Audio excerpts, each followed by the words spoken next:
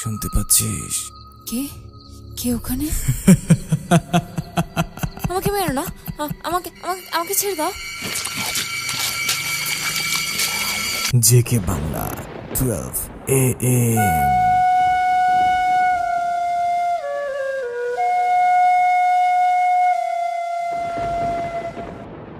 সব রিচুয়াল শেষ করে বাসর ঘরে ঢুকলাম। যে রুমটা এতদিন একাই আমার দখলে ছিল, আজ তাতে অন্য কারোর ভাগ আছে ভাবতেই বিরক্ত ফিল হচ্ছে। ঢুকে দেখি রুমটা অন্ধকারাচ্ছন্ন। আমার জানা মতো অধিকাংশ মেয়ে অন্ধকারে থাকতে ভয় পায়।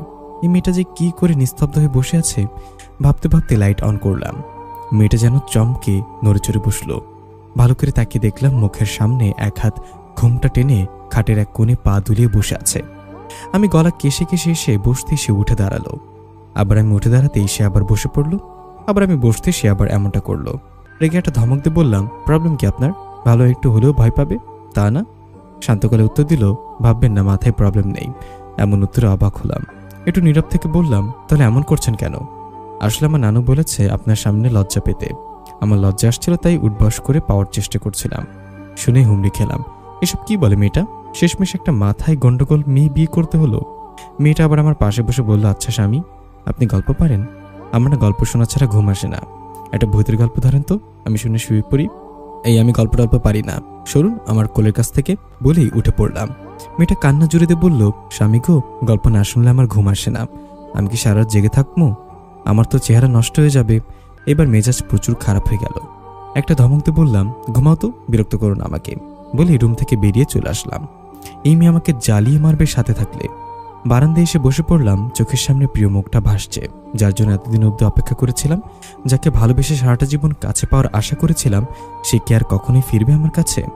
সে সত্যি বুঝলো না কেউ একজন তাকে সবটুকু দিয়ে ভালোবাসে। হয়তো সে কখনোই আমাকে ভালোবাসেনি, চাইনি আমাকে, তাই অজুহাতে ছেড়ে চলে গেল। কর্কশ গলায় গান শুনে চোখ মেলে তাকালাম। কাল রাতে বারান্দায় ঘুমিয়ে পড়েছিলাম। আরে, এই মেয়েটা এখন আমার সামনে দাঁড়িয়ে চোখ বুজে চোরে চোরে গান গাইছে। এই চুপ করুন, এভাবে গান গাইছেন কেন? স্বামী, আপনাকে এত ডাকার পরও যে আপনার ঘুম ভাঙলো না, তাই আমি গান গিয়ে ঘুম ভাঙাচ্ছি। আমার গায়ের লোকেরা বলে আমার কণ্ঠ নাকি খুব সুন্দর। একবার যদি গান গাই সবার পাগল হয়ে শুনতেই থাকবে। হ্যাঁ, এটা সুন্দর কণ্ঠ। ওই, আপনি আর আমার সামনে গান গাইবেন না। কেন গো স্বামী, আপনার কি এই গান পছন্দ হয়নি? আচ্ছা দাঁড়ান, আমি আর একটা বগির গান ধরি। যাও এখান থেকে, মাথা খারাপ করে দিও না আমার। আচ্ছা স্বামী, আপনাকে রাতে বগির গান শোনাবো। আপনি তাড়াতাড়ি হাত মুখ ধুয়ে নিন, আমি আপনার জন্য ভালো করে নাস্তা বানিয়ে আনছি। আসেন। কেমন? আল্লাহ, আমি কাকে বিয়ে করেছি? বিড়বিড় করতে করতে ফ্রেশ হয়ে নিলাম। নাস্তা করতে বসতে ওই মেয়ের বকবকানি শুরু হয়ে গেল। স্বামী গো, আপনি আরো 2টি রুটি খান। আমাদের গ্রামে রহিম চাচা বেশি বেশি রুটি খায়, তার স্বাস্থ্য মাশাআল্লাহ একদম হিরোদের মতো। এই, তুমি চুপ করবে? এত রুটি দিচ্ছ কেন? আমাকে কি রাক্ষস মনে হয়? একদম ওভার কিছু করতে যাবেন আমার জন্য। আপনার জন্য করবো না তো কার জন্য করবো স্বামী? আরো 2টো নিন। ড্যাম ইট, বলে উঠে চলে আসলাম। প্রচন্ড গেও আর বাচ্চাল একটা মেয়ে, কিন্তু প্রচন্ড ধর্মানুরাগী, তবে খুব মায়াবী চেহারা, একদম আমার ওর মতো।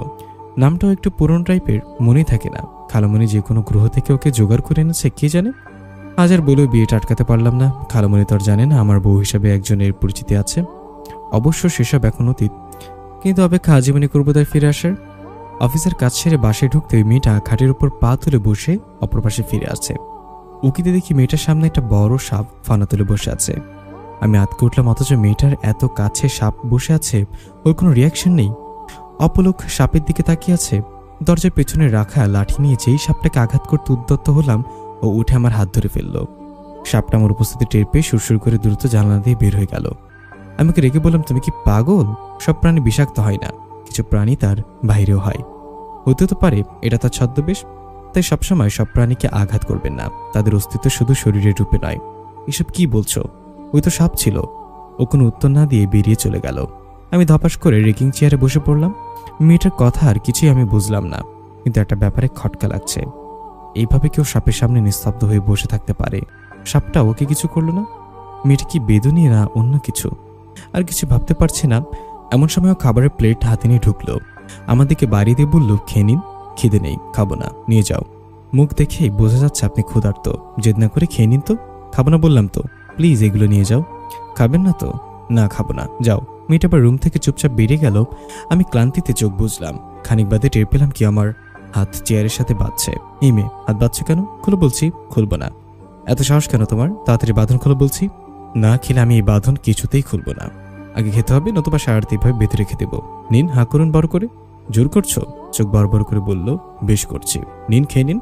অনিচ্ছার হাতে খেয়ে নিলাম। রাগ করবো নাকি ঝাড়ি দেবো সেটাই বুঝতে পারলাম না। খাওয়া শেষে আঁচল দিয়ে আমার মুখটা মুছে দিয়ে বাঁধন খুলে দিল। খাটের ওপর আধা শোয়া হতেই আমার পায়ের কাছে বসে আমাকে জিজ্ঞাসা করলো, আপনি কি কাউকে ভালোবাসেন? কেন? সেটা জেনে তোমার কি কাজ? বলুন, জানতে ইচ্ছে করছে। বাসি। কে সে? কোথায় আছে? সে আমার মুনতাহা। আমি জানি না এখনো কোথায় আছে। ও মানুষ না, একজন জিনকন্যা। তা সত্ত্বেও আমি ওকে খুব ভালোবাসি। কিন্তু আমার ভালোবাসা প্রত্যাখ্যান করে ওর নিজের জগতে ফিরে গেছে। হয়তো জিনরা মানুষের ভালোবাসা বুঝে না, তাই হাসনাতের ভালোবাসার উপেক্ষা করে চলে গেছে। তাহলে ভুলে যাননি কেন? সম্ভব হয়নি। আশা আছো একদিন ঠিক আমার কাছে ফিরবে। তার হাসনাতের ভালোবাসা একদিন তাকে ঠিক ফিরে আনবে। যদি সত্যি সে ফিরে আসে কি করবেন? আমি চমকে তার দিকে তাকালাম। এর যে উত্তর আমার জানা নেই। কিছু বলার আগেই প্রচন্ড দমকা হাওয়া ঢুকলো। রুমের লাইট নিভু নিভু হয়ে একদম নিভে গেল। ভীষণ আওয়াজ হচ্ছে। মনে হচ্ছে কেউ ঘরটাতে ধস্তাধস্তি করছে। অন্ধকারে কিছুই দেখতে পাচ্ছি না। বাতাসের বেগে কি একটা উড়ে এসে আমার কপালে লাগলো। টের পেলাম তরল কিছু আমার কপালে বেয়ে নেমে আসছে। অন্ধকারে কয়েকবার এই মেয়ে বলে ডাকলাম, কিন্তু ওর কোনো সারা শব্দ নেই। একজোড়া জলজল করা চোখ আমার দিকে এগিয়ে আসছে। ভয় পেয়ে গেলাম। ওইটা আমার উপর ঝাঁপিয়ে পড়তে আমি মেঝেতে পড়ে গেলাম। একটা গুঙ্গানির শব্দ কানে আসলো। তখনই পরিবেশ শান্ত হয়ে এলো। লাইটে জ্বলে উঠলো। তাকিয়ে দেখি পুরো রুমের জিনিসপত্র এলোমেলো হয়ে আছে। রুমের কোথাও সে মেয়েকে দেখলাম না। মেঝেতে অনেকটা রক্ত ছিটিয়ে আছে, কিন্তু মেয়েটা গেল কোথায়? কপালটা কেমন জ্বালা করে উঠলো। মাথাটা ঘুরঘুর করছে। চোখের সামনে সবটা ঝাপসা হয়ে এলো। মুনতাহা আমার পাশে এসে বসলো। ওর মুখটা নিকাবে ঢাকা। দুটো খুব চোখ এক প্রকার বিষণ্ণতা ভরে আছে। আমার দিকে অপলক চেয়ে থেকে বলল, বিয়েটা তাহলে করেই নিলে মিস্টার সাচরা? আমি মাথা তুলে বললাম, বাধ্য হয়ে করেছি। তুমি না বলেছিলে আমার জন্য অপেক্ষা করবে, আমাকে সারা জীবন ভালোবাসবে? কি হলো তোমার ভালোবাসার? আমি তোমায় এখনো খুব ভালোবাসি। তোমার জন্য অপেক্ষা করি, শুধু তুমি ফিরে এসো। খুব ভালোবাসি তোমায়। এখন তো তোমার নববিবাহিতা বউ রয়েছে, তাও কি অন্য কোনো মেয়েকে ভালোবাসতে পারো? এটা অনুচিত। আমি ওর হাতটা চেপে ধরে বললাম, ওকে আমি স্ত্রী হিসেবে মানি না। আমার সবটুকু জুড়ে শুধু তুমি মুনতাহা। মুনতাহা এক ঝটকে হাতটা ছাড়িয়ে নিয়ে বলল, বাধ্য হয়ে করলেও সেটা বিয়ে। কেননা বিয়েটা আল্লাহর কালাম সাক্ষী রেখে করেছ। তুমি আমাকে ভুলে যাও। তোমার স্ত্রীকে নিয়ে সুখে সংসার করো। তাকে কষ্ট দিও না। আসি আমি, ভালো থেকো। বলতে বলতে ঘন ধোঁয়ায় মিলিয়ে গেল। আমি চিৎকার করে ডাকলাম, শুনল না। ধরপড় করে শোয়া থেকে উঠে বসলাম। ঘন ঘন নিঃশ্বাস নিতে লাগলাম। বুকটা এখনো ওকে হারানোর ভয় কাঁপছে। মেয়েটি পাশে বসেছিল। আমাকে এমন করতে দেখে চিন্তিত হয়ে বলল, কি হচ্ছে আপনার স্বামী? খারাপ স্বপ্ন দেখেছেন? ওর কথায় চমকে চারিপাশটা তাকিয়ে দেখলাম, এতক্ষণ তাহলে স্বপ্ন দেখছিলাম। মাথায় চিনচিন করে উঠল। হাত দিয়ে দেখে ব্যান্ডেজ করা। মনে পড়ে গেল কাল রাতের কথা। মেয়েটির দিকে তাকিয়ে জিজ্ঞাসা করলাম, কাল রাতে কি হয়েছিল? তুমি কোথায় চলে গিয়েছিলে? কই, কিছু হয়নি তো। রাতে খুব ঝড় উঠেছিল, তার তোরে আপনার কপালে কিছু একটা এসে লেগেছিল, তাতে আপনি অজ্ঞান হয়ে পড়েছেন গো। আমি মেঝেতে রক্ত দেখছিলাম, তোমাকেও রুমে দেখিনি কেন? আমি তো আপনার পাশেই ছিলাম। আপনি বোধহয় ভুল দেখেছেন, নতুবা ওইটা আপনার রক্তই হবে। আপনি বিশ্রাম নিন, আমি আপনার জন্য স্যুপ করে আনি। আমি বালিশে হেলান দিয়ে মন খারাপ করে রইলাম। খুব কাঁদতে ইচ্ছে করছে। কেন এমন হলো আমার সাথে? মুনতাহা কি সত্যি আমার বিয়ের কথা জানতে পেরেছে? তো এইভাবে স্বপ্নে এসে আমাকে এসব বলে গেল। ওকে কি করে বোঝাবো আমি আমার মনে এই মেয়েটির কোনো জায়গা নেই? মুনতাহা যদি একবার ফিরে আসতো, তবে আমি সব ছেড়ে ছুড়ে ওর হাতটা সারা জীবনের জন্য ধরতাম। মেয়েটি স্যুপ নিয়ে এসে পড়লো। শান্তকালে বলল, খেতে পারবেন নাকি খাইয়ে দিব? আমি পারবো, তোমার সাহায্য লাগবে না। বলে যেই চামচে স্যুপ নিলাম, আমার হাতটা কাঁপছে কেমন জানি। মেয়েটি এসব লক্ষ্য করে বলল, আমাকে দিন, আমি খাইয়ে দিচ্ছি। কপাল থেকে অনেকটা রক্ত গিয়েছে, তা তো হয়তো দুর্বল হয়ে পড়েছেন আপনি। করুন। সে খাওয়ার জন্য চামচ বাড়াতে আমি মুখ ঘুরিয়ে নিলাম। বললাম, খাবো না এখন। জেদ করবেন না, খেয়ে নিন। আপনাকে ওষুধ খেতে হবে। পরে খাবো, ভালো লাগছে না। আমার হাতে খাবেন বলে বাহানা দিচ্ছেন। আমি তো আপনাকে না খাইয়ে ছাড়ছি। ভালো ভালো খাবেন নাকি দড়ি আনবো বেঁধে খাওয়ানোর জন্য? মেয়েটা যেরকম আবার বেঁধে রাখতেও পারে, তাই চুপচাপ ওর হাতে খেয়ে নিলাম। মেয়েটার সঙ্গে আমার মোটেও ভালো লাগে না। ওর জন্যই মুনতাহা আমাকে ভুল বুঝে আছে। ওকে আমার জীবন থেকে বিদায় করতে পারলে খুশি হতাম। জানালা দিয়ে বাইরের দৃশ্য দেখছি আর গভীর ভাবনায় ডুবে আছি। হঠাৎ খেয়াল করলাম একটা বাজ আমার জানালার সামনে ঘুরপাক খাচ্ছে। দেখে মনে হচ্ছে ওর শিকারটা আমি। যে কোনো মুহূর্তে আমার উপর ঝাঁপিয়ে পড়বে। ভীষণ বাজেভাবে হাঁক ডাকছে আর তীক্ষ্ণ দৃষ্টিতে আমার দিকে তাকিয়ে আছে বাজটা। কি দেখছেন বাইরে এমন করে? চমকে পিছু ফিরে দেখি মেয়েটি আমার দিকে চেয়ে তাকিয়ে আছে। আমি আঙ্গুল দিয়ে দেখালাম বাজটাকে। বাজ দেখে ওর চেহারার একটা হালকা রাগ ফুটে উঠল। জানালা বন্ধ করে চুপচাপ রুম থেকে বেরিয়ে গেল। একটু পর বাজের বিচ্ছিরি ডাক শুনতে পেলাম। কৌতূহলবশত জানলাটা একটু খুলে তাকালাম নিচের দিকে। কি একটা কালো বড় সাপের সাথে বাসটা যুদ্ধ করছে। সাপটা পাখির সাথে পেরে উঠছে না, আঁচড় খাচ্ছে বারবার। আমি পাশে থাকা ভারী ফুলদানিটা বাজের দিকে ছুঁড়ে মারলাম। সেটা বাজের চোখে গিয়ে লাগলো। সে আর্তনাদ করে উড়ে চলে গেল গাছপালার আড়ালে। সাপটাও কোথায় হারিয়ে গেল। সাথে সাথে স্বস্তির নিঃশ্বাস ফেলে জানালা বন্ধ করে দিলাম।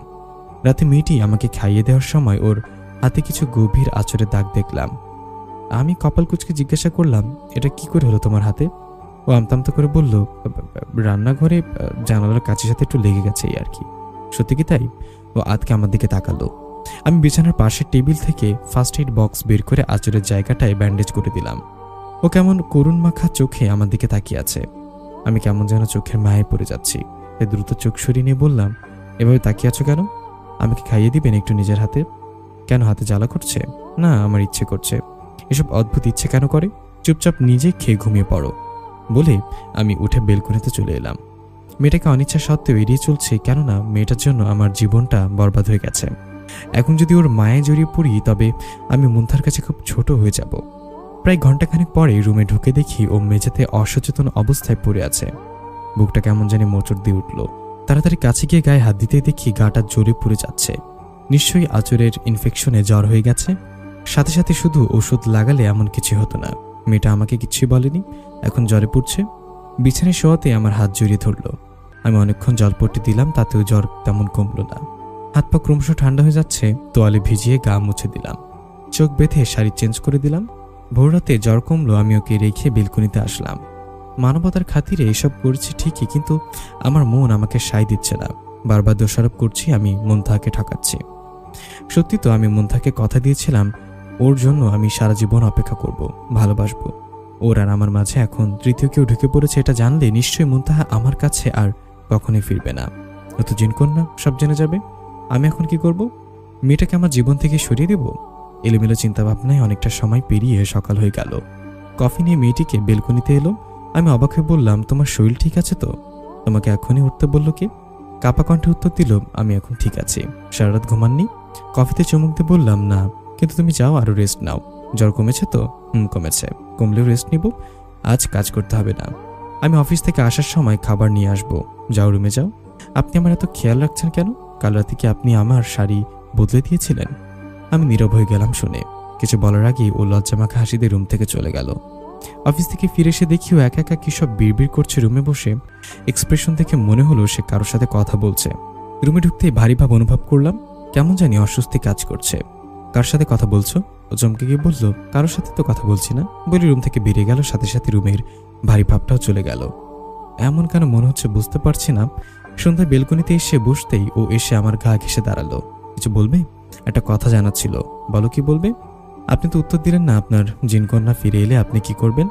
আমি মাথা নিচু করে শান্ত হয়ে বললাম, দেখো নূর, আমার নাম নূরজাহান। মনে থাকে না নামটা? যাই হোক, নূরজাহান কাউকে ভালোবেসে সারা জীবন তার অপেক্ষায় থেকে সে এলে তাকে ফিরে দেওয়ার কষ্টটা তোমাকে হয়তো বুঝতে পারবে না। তবে এটুকু বলতে পারি, তাকে ফিরে দেওয়াটা অসম্ভব হবে। তাহলে মুন্তাহা ফিরলে আপনি আমাকে ছেড়ে দিবেন? প্রশ্নটার উত্তরটা আমি দিতে পারলাম না, কিন্তু মন বলছে খুব তাড়াতাড়ি মুন্তাহা ফিরে আসতে চলেছে, নতুবা এমন দ্বিধায় আমি হয়তো পড়তাম না। ছেড়ে দেব। কেননা তোমাকে আমি বাধ্য হয়ে বিয়েটা করেছি। আমি মুন্তাহাকেই চাই, ওকেই ভালোবাসি। ও আস্তে করে বলল, বেশ, তাই হবে। মেয়েটি শুকনো মুখটা দেখে বুকটা মোচড় দিয়ে উঠল, কিন্তু আমার কিছুই করার নেই। মুন্তাহা ফিরে আসবে এটা ভাবতেই শান্তি পাচ্ছি। মেয়েটিও আজকাল আমার সাথে অত বকবক করে না। খুব চিন্তিত মনে হয়। জিজ্ঞাসা করতে গিয়েও সাহসী গোলায় না, তাই আমিও দূরত্ব বজায় রাখি। আবছন্দকের রুমে এক প্রকট লম্বা সাদা জুব্বা পরা সুন্দর বয়স্ক মানুষ দৃশ্যমান হয়ে রুমের কোণে থাকা ফনা তুলে থাকা সাপটার সামনে এসে বলল, তোমার চিন্তার কারণ আমি বুঝতে পারছি, কিন্তু এত ভেঙে পড়ো না। সাপটি জিভ দিয়ে হিসির শব্দ করল। বৃদ্ধ লম্বা লোকটি আবার চিন্তিত মুখে বলল, বাজ, তোমার উপর নজর রাখছে, সেটা আমিও জানি, সাবধানে থেকো। তুমি শেষ ভরসা, আল্লাহ তোমার সাথে আছে, চিন্তা করো না। তাকে মন দিয়ে ডাকো। তুমি তোমার লক্ষ্যর নিকটে আছো, সেটাই ভাবো। সাপটি ফনা নামিয়ে বৃদ্ধের পা ছুঁয়ে দিয়ে মুখ লাগিয়ে দিল। বৃদ্ধ সাপের মাথায় হাত বুলিয়ে বলল, আমার দোয়া সবসময় তোমার সাথে আছে মা, আল্লাহ তোমার ভালো করুক। বলি বৃদ্ধা আবার অদৃশ্য হয়ে গেল। সাপটা নিজের আসল রূপ ধারণ করলো। আবার এমন সময় রুমের আলোটা জ্বলে উঠল। আতকে উঠল ছদ্মবেশ ধারণকারী। হাসনা তার দিকে তাকিয়ে বলল, ভয় পেলে নাকি জাদু করিনি? নূরজাহান ভয় পেয়ে মাথা নিচু করে ফেলল। হাসনাত তার দিকে কিছুক্ষণ চেয়ে থেকে বলল, তুমি তাহলে কোনো মানুষ নাও? এতক্ষণ আড়াল থেকে এই দৃশ্য না দেখলে কখনো বুঝতে পারতাম না। এত নিখুঁত অভিনয় তোমার। এবার ভালো ভালো বলো তুমি কে? নূরজাহান এবার কোনো উত্তর না দিয়ে চুপ করে পায়ের নখ দিয়ে মেঝে খুঁড়তে থাকলো। হাসনাত এবার খেয়াল করে রেগে গেল। বলো তুমি কে? কি উদ্দেশ্যে এখানে এসেছো? কার ক্ষতি করতে, নাকি আমাকে মেরে ফেলার জন্য? নূরজাহান আস্তে করে উত্তর দিল, কোনোটাই না। তাহলে কেন এসেছো তুমি? কি তোমার আসল পরিচয়? চুপ না থেকে বলো, নতুবা তোমার কপালে দুঃখ আছে। যত বড় জাদুকরণী হও তুমি, আল্লাহর কালামের কাছে তোমার সব তুচ্ছ। নূরজাহান ধপাস করে মেঝেতে বসে পড়ল। মিসেস নিষ্পাপ আহমেদ জানালার পাশে বসে এক দৃশ্যে বাইরের দিকে তাকিয়ে আছেন। চোখটা হালকা ভিজে আছে। চশমা খুলে শাড়ির আঁচল দিয়ে চোখটা মুছে নিলেন ভালো করে। 18 বছর বয়সে একটা মেয়ে সে ওকে জড়িয়ে ধরে বলল, মাম্মাম তুমি এখানে বসে কি করছো? নিষ্পাপ নড়চড়ে উঠে বলল, কিছু না নওশিন মাম্মাম। তুমি রেডি হয়ে কোথায় যাচ্ছ? হোস্টেল আবার ফিরে যেতে হবে মাম্মাম, সামনে পরীক্ষা আছে তো। একা যাস না, ওয়েট আমি রেডি হয়ে নিচ্ছি। না মাম্মাম, পাপা আমাকে দিয়ে আসবে। পাপা আমি গাড়িতে উঠে বসলাম, তুমি তাড়াতাড়ি এসো। মাম্মাম আমি আসছি। নওশিনের কপালে নিষ্পাপ চুমুতে বলল, সাবধানে থেকো মাম্মাম। গিয়ে মাম্মামকে কল দিয়ে শোনা। নওশিনের চলে যাওয়ার দিকে নিষ্পাপকে তাকিয়ে থাকতে দেখে সাইম তার কাঁধে হাত রেখে বলল, কি এত ভাবছো? নিষ্পাপ সাইমের বুকে মাথা রেখে বলল, নওশিনের মাঝে আমি নূরজাহানকে দেখতে পাই। জানি না এখন আমার নূরজাহান কেমন আছে। ও চলে যাওয়ার কতগুলো বছর পেরিয়ে গেল, তাই না? ভেবো না, নূরজাহান খুব ভালো আছে। ওর কথা আমার খুব মনে পড়ে, কিন্তু তোমাকে বুঝতে দেই না, পাছে তুমি কষ্ট পাও। ও চলে যাওয়ার পর আমরা কি নওশিনকে অ্যাডপ্ট করেছি যাতে নূরজাহানের কষ্টটা ভুলে থাকতে পারি, কিন্তু তারপরে নূরজাহানকে আমরা ভুলতে পারিনি। ওরা বলেছিল আমাদের কাছে খুব তাড়াতাড়ি ফিরে আসবে। ও তো জিন কন্যা, তাহলে কেন নিজের কথা রাখলো না? এত বছরের ভালোবাসা স্নেহ সে ভুলে গেল বলে? জিনেরা কি মানুষকে ভালোবাসা বোঝে না? আমি মিথ্যা সান্ত্বনা দিয়েছিল সে। শান্ত নিষ্পাপ, ও তো আমাদেরই মেয়ে ছিল, আর আমাদের মেয়ে কখনো আমাদের কথা ভুলে যেতে পারে না। দেখো একদিন ঠিকই ফিরে আসবে। তোমার কথা যেন সত্যি হয়। আমার মৃত্যুর আগে আমি ওকে একবার চোখের দেখা দেখতে চাই, না হলে যে আমার আক্ষেপ থেকে যাবে সাইম, আমি মরেও শান্তি পাবো না। চিন্তা করো না, ও আসবে। সাইমের ফোন বাজতে ঘড়ির দিকে তাকিয়ে বলল, আসছি নিষ্পাপ, নওশিন অপেক্ষা করছে, আমার ফিরতে একটু দেরি হবে। নিজের খেয়াল রেখো, আর এসব নিয়ে একদম ভেবো না। আচ্ছা এসো, সাবধানে যেও। সাইমকে বিদায় দিয়ে দরজা অফ করে কফির কাপে চুমুক দিতেই আবারও কলিং বেলটা বেজে উঠল। এ সময় আবার কে এলো? সাইম কিছু কি ফেলে গেছে নাকি? ভাবতে ভাবতে দরজা খুলল নিষ্পাপ। অবাকে বলল, তো এখানে তাও এই সময়? হাসনাত নূরজাহানের হাত ধরে বাসার ভেতরে ঢুকলো। নিষ্পাপ অবাক হয়ে বলল, কি রে, খবর না দিয়ে এলি যে? আর ওকেই বা? খালামণি তুমি ওকে চিনো? এই প্রশ্ন কেন করছিস? ও তো তোর বউ, না চেনার কি আছে? তোদের বিয়েটা তো আমি নিজেই দিয়েছিলাম। ওর আগের পরিচয় তুমি জানো? আগে থেকে চিনতে ওকে? নিষ্পাপ নূরজাহানের দিকে তাকালো। ভারত চেহারা খুব ভয় পেয়ে আছে বেচারি। কিছু কি হয়েছে তোদের মধ্যে? সবটা বলছে, আগে তুমি বলো। নিষ্পাপ আরেকবার তার দিকে তাকিয়ে বলল, না আমি ওকে চিনি না। তোর সাথে বিয়ের সম্বন্ধের খোঁজ করতে ঘটকের কথা বলল। বেচারি গ্রামে থাকে, সৎ বাবার কাছে। তিনকুলে আপন বলতে কেউ নেই। আমার ওকে বড্ড সরল মনে হয়েছিল, ভেবেছিলাম তোর জন্য খুব ভালো হবে। কিন্তু এখন কি হয়েছে? কি কিছু কি হয়েছে? মেয়েটা কি খারাপ? এসবের অনেক ঊর্ধ্বেও ও মানুষ নয় খালামণি, ও একটা খারাপ জাদু করিনি। ছদ্মবেশে কারুর না কারুর ক্ষতি করে এসেছে। কাল রাতে আমি নিজের চোখে ওকে সাপ থেকে মানুষ হতে দেখেছি। এর আগেও বাজের সাথে ওকে যুদ্ধ করতে দেখেছি, সেদিন ওর শরীরে বাজের আঁচড়ের দাগ ছিল। নিষ্পাপ আতকে উঠল এসব শুনে। কি বলছে হাসনাত এসব? এত সরল একটা মেয়ে কি করে এমন হতে পারে? তুই কি নিশ্চিত হয়ে বলছিস হাসনাত ওর মতো মেয়ে একটা জাদুকর? হ্যাঁ খালামণি, আমি সত্যি বলছি, সবটা আমার নিজের চোখে দেখা। নিষ্পাপ নূরজাহানের গলা শক্ত করে ধরে বলল, কে তুই বল? আমার হাসনাতের কাছে এসেছিস? কাল রাত থেকে আমি অনেকবার জিজ্ঞাসা করেছি খালামণি, উত্তর দিচ্ছে না একদমই। একে এভাবে হবে না, অন্য উপায় খুঁজতে হবে। কোনো বড় হুজুর ডেকে ওর জাদুশক্তি নষ্ট করতে হবে। নূরজাহান চোখ মুছতে মুছতে বলল, আমি জাদুকরণী নই। হাসনাত বলল, তাহলে কি তুমি? একদম মিথ্যা বলবা না। নিষ্পাপ হাসনাতের সামনে হাত জোর করে বলল, তোর খালামণি তোর এত বড় ক্ষতি করছে সেটা জানতাম না রে। সত্যি আমি জানতামই না ও একটা ডাইনি। তোর মা মরে যাওয়ার আগে আমার কাছে তোর দায়িত্ব দিয়ে গিয়েছিল, কিন্তু তোর বাবা তোকে নিয়ে কাউকে কিছু না জানিয়ে রাতের আধারে নির্দেশ হয়ে গিয়েছিল। কত খুঁজেছিলাম তোদের আমি। অনেক বছর পর তোকে আমি আল্লাহর ইচ্ছাতে খুঁজে পেয়েছি। তোর মা হিসাবে তোকে বিয়ে দেওয়ার দায়িত্ব পালন করতে চেয়েছি, কিন্তু আমার এই সিদ্ধান্ত তোর জীবন সংশয় হবে সেটা আমি জানতাম না রে। আমি জানি তো খালামণি, আমাদের ঠকানো হয়েছে। ও নিজের বড় কোনো উদ্দেশ্য পূরণ করার জন্য প্ল্যান করে এসেছে। ওকে তো আমি ছাড়বো না। তুমি তাহলে ভালোই ভালোই বলছো না তুমি কে? নূরজাহান আস্তে করে বলল, আমি কোনো জাদুকরণী নই, এটুকু বিশ্বাস করুন। হাসনাত রেখে ধমক দিয়ে বলল, তখন থেকে একই কথা বলে যাচ্ছ, আসল পরিচয় বলো তুমি কে, কি উদ্দেশ্য তোমার? নিষ্পাপ হাসনাতের দিকে তাকিয়ে বলল, এভাবে হবে না, এক কাজ করো, তুই বড় কোনো হুজুরকে ডেকে নিয়ে আয়। তারা চলে যেতে উদ্যত হলে নূরজাহান তাদেরকে পিছু ডেকে ডাকলো, মাম্মাম। নিষ্পাপ আর হাসনাত নূরজাহানের দিকে তাকাতে দেখলো এক অন্য চেহারার মেয়ে তাদের সামনে দাঁড়িয়ে আছে। হাসনাতের অস্পষ্ট স্বরে বলল, মুনতাহা। নিষ্পাপ হাসনাতের কথা শুনে বলল, কেউ চিনিস তুই? এই তো দেখছি অন্য মেয়ে। হাসনাত হাসি মুখে নিষ্পাপের হাত ধরে বলল, খালামণি, ওই আমার সেই হারানো ভালোবাসা। একজন বহুরূপী কি করে তোর ভালোবাসা হয় হাসনাত? ও বহুরূপী নয়, জিনকন্যা মুনতাহা। জিন মুস্তাফা আর মানুষকন্যা মোশাওয়ারার একমাত্র মেয়ে। ওর বাবা মায়ের মৃত্যুর প্রতিশোধ নিতে ও আমার পুরনো গ্রামে এসেছিল। পরেও শত্রুকে ধ্বংস করে ওর মা বাবার সাথে জিন জগতে ফিরে যায়। আমাকে বলেছিল একদিন ফিরে আসবে। দেখো, ও ফিরে এসেছে। নিষ্পাপ বাকরুদ্ধ হয়ে যায়। নিজেকে সামলে নিয়ে নূরজাহানকে প্রশ্ন করে, তুই কি আমার সেই ছোট্ট নূরজাহান যে কথা দিয়েছিল একদিন ঠিক তুই তোর মামামের কাছে ফিরবি? নূরজাহান নিষ্পাপকে জড়িয়ে ধরে বলে, হ্যাঁ মাম্মাম, আমি তোমার সেই ছোট্ট নূরজাহান। তোমার আমাকে মনে আছে মাম্মাম? তোকে মনে থাকবে না? তুই তো আমার মেয়ে। পেটে না ধরতে পারি 6টি বছর বুকে ধরে মানুষ তো করেছি। কত বড় হয়ে গেছিস তুই। হাসনাত না বললে তো আমি চিনতে পারতাম না। তুই ফিরে আসবি অপেক্ষায় এখনো দিনগুনি। হাসনাত অবাক হয়ে মুনতাহার আর নিষ্পাপের জড়িয়ে ধরা কান্নার দৃশ্য দেখছে। খানিকক্ষণ চুপ থাকার পর বলল, খালামণি, তুমি মুনতাহাকে কি করেছিল? নিষ্পাপ চোখ মুছে সবটা খুলে বলল। হাসনাত চুপ করে ভাবতে লাগলো, এতটা কাকতালীয় কি করে হতে পারে? নিষ্পাপ মুনতাহাকে পাশে বসিয়ে কপালে চুমু খেয়ে বলল, এতদিন পর তোর মাম্মামের কথা মনে পড়ল। তুই জানিস না তোর মাম্মাম তোকে কত ভালোবাসে? মুনতাহা নিষ্পাপের হাত জড়িয়ে ধরে বলল, পড়েছে তো। নিষ্পাপ গম্ভীর হয়ে বলল, আসল মাম্মাম পাপাকে পেয়ে আমাদেরকে ভুলে গেলি? আমাদের ভালোবাসার কোনো দামই রইল না তোর কাছে? এসব বলছো কেন মাম্মাম? বিশেষ কারণে তোমার কাছে আসতে পারিনি, কিন্তু তোমাকে খুব মিস করেছি, খুব ভালোবাসি তোমাদেরকে। হাসনাত হঠাৎ করে প্রশ্ন করে বসল, তুমি ছদ্মবেশে কেন এলে? প্রশ্ন শুনে মুনতাহা চমকে উঠল। হাসনাতকে এক নজর দেখে বলল, সবে মনে রেখেছে কিনা তা দেখতে। হাসনাত লজ্জা পেয়ে মাথা নিচু করে ফেলল। আসলে মুনতাহা ওকে ভুল বোঝারই কথা। যে কারণেই হোক, ও তো মুনতাহার ছদ্মবেশে বিয়ে করেছিল, কিন্তু এটা ভেবেই খুশি লাগছে। এখন থেকে মুনতাহার বিয়ে করার বউ কেউ কে আর কেড়ে নিতে পারবে না। এবার মুনতাহাকে নিজের কাছে সারা জীবনের জন্য বন্দী করে রাখতে পারবে। সে যে খুব ভালোবাসে মুনতাহাকে। মুনতাহা রাতে ব্যালকনিতে একা ঠায় দাঁড়িয়ে আকাশের দিকে অপলক তাকিয়ে আছে।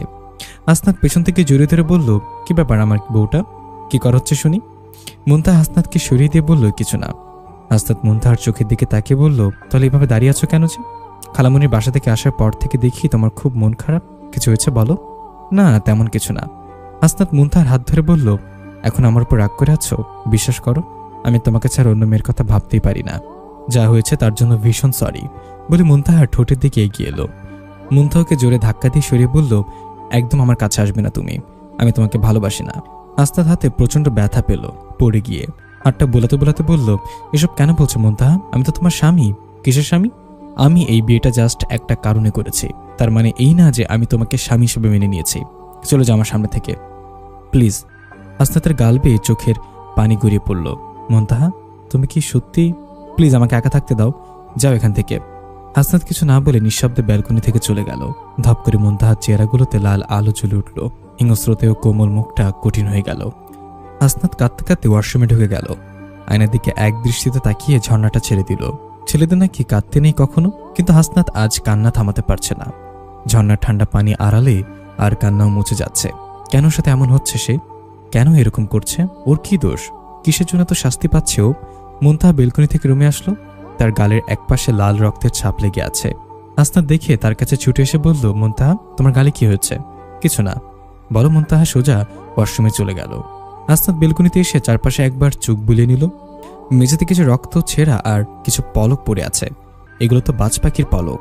তার মানে কি আবার মুনতাহা আর বাজের মধ্যে যুদ্ধ হয়েছে? কিন্তু কে বাজ পাখি? বারবার কেন মুনতাহার উপর এভাবে আক্রমণ করছে? একটা পালক তুলে নিয়ে হাসনাত রুমে চলে এলো। মুনতাহা ফ্রেশ হয়ে বের হতে হাসনাত জিজ্ঞাসা করলো, বাজ পাখিটা আসলে কে? তোমার উপর বারবার এভাবে আক্রমণই বা কেন করছে? মুনতাহা আমার হাত থেকে পালকটা কেড়ে নিয়ে জানালা দিয়ে ফেলে দিল। তারপর নিচে বিছানা করে তাতে শুয়ে বলল, আমার কোনো ব্যাপারে নাক গলাবা না তুমি, আর কখনই আমাকে এত প্রশ্ন করবে না, ঠিক আছে? কিন্তু তুমি উপরে বেডে এসে ঘুমাও, নিচে শুয়েছো কেন? তোমাকে কি বললাম শুনুনি? আমাকে এভাবে বিরক্ত করতে থাকলে আমি এখন এখান থেকে চলে যেতে বাধ্য হব।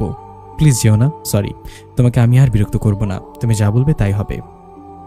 হাসনাত আর কিছু না বলে চুপচাপ শুয়ে পড়ল। মুনতাহা চলে গেলে আর ফিরবে না। ওকে আমি চিরতরে হারিয়ে ফেলবো। তার চেয়েও আমার চোখের সামনে থাকুক, আমি ওকে আর বিরক্ত করব না, তাও আমার কাছেই থাকুক। হাসনাত সকাল সকাল অফিসে চলে গেলে মুনতাহার ঘুম ভাঙার আগে যতটা সম্ভব মুনতাহাকে বিরক্ত না করার চেষ্টা করছে। কালকে রাতের কথাগুলো এখনও মাথায় ঘুরপাক খাচ্ছে। বিকেল অফিস থেকে ফিরে হাসনাত রুমে এসে দেখল মুনতাহা রুমে নেই। সারা বাসা ভালো করে খুঁজেও মুনতাহাকে পেল না। মুনতাহা কি সত্যি সত্যি ওর উপর রাগ করে চলে গেছে আর কখনোই ফিরবে না আমার কাছে? এত ভালোবেসেও আটকে রাখতে পারলাম না ওকে। ভেবে হাসনাতের প্রচণ্ড কান্না পাচ্ছে। উদ্ভ্রান্তের মতো এদিক ওদিক সেদিক ঘুরতে লাগলো। মরে যাওয়ার বড্ড শখ হচ্ছে। এশার আজানের পর রুমে ঢুকলো সে।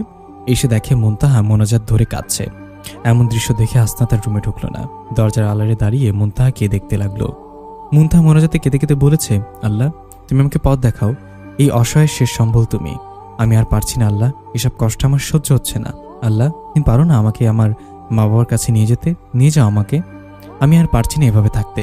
কতদিন মাকে জড়িয়ে ধরিনি, বাবার আদর পাইনি, আমাকে ওনাদের কাছে নিয়ে যাও। মুনতাহা ফিরে যেতে চাইছি শুনে বুকের ভেতরে মোচড় দিয়ে উঠল। মুনতাহাকে ছাড়া আমি থাকতে পারবো না ঠিকই, কিন্তু ওকে এভাবে কষ্ট পেতে দেখতে পারছি না। যেহেতু ও এখানে অসুখী, তাহলে তো ওকে আমার মুক্তি দেওয়া উচিত। হয়তো আমার খুব কষ্ট হবে, কিন্তু আমার মুনতাহা তো ভালো থাকবে। মুনতাহা নামাজ শেষ করে উঠতেই আমি ওর সামনে দাঁড়িয়ে গেলাম। চোখের পানি মুছে বললাম, তোমাকে কিছু বলার ছিল। বলো। আমি জানি এখানে থাকতে কষ্ট হচ্ছে, তুমি আমার কাছে মোটেও সুখী নও, তাই তুমি চাইলে তোমার মা বাবার কাছে ফিরে যেতে পারো।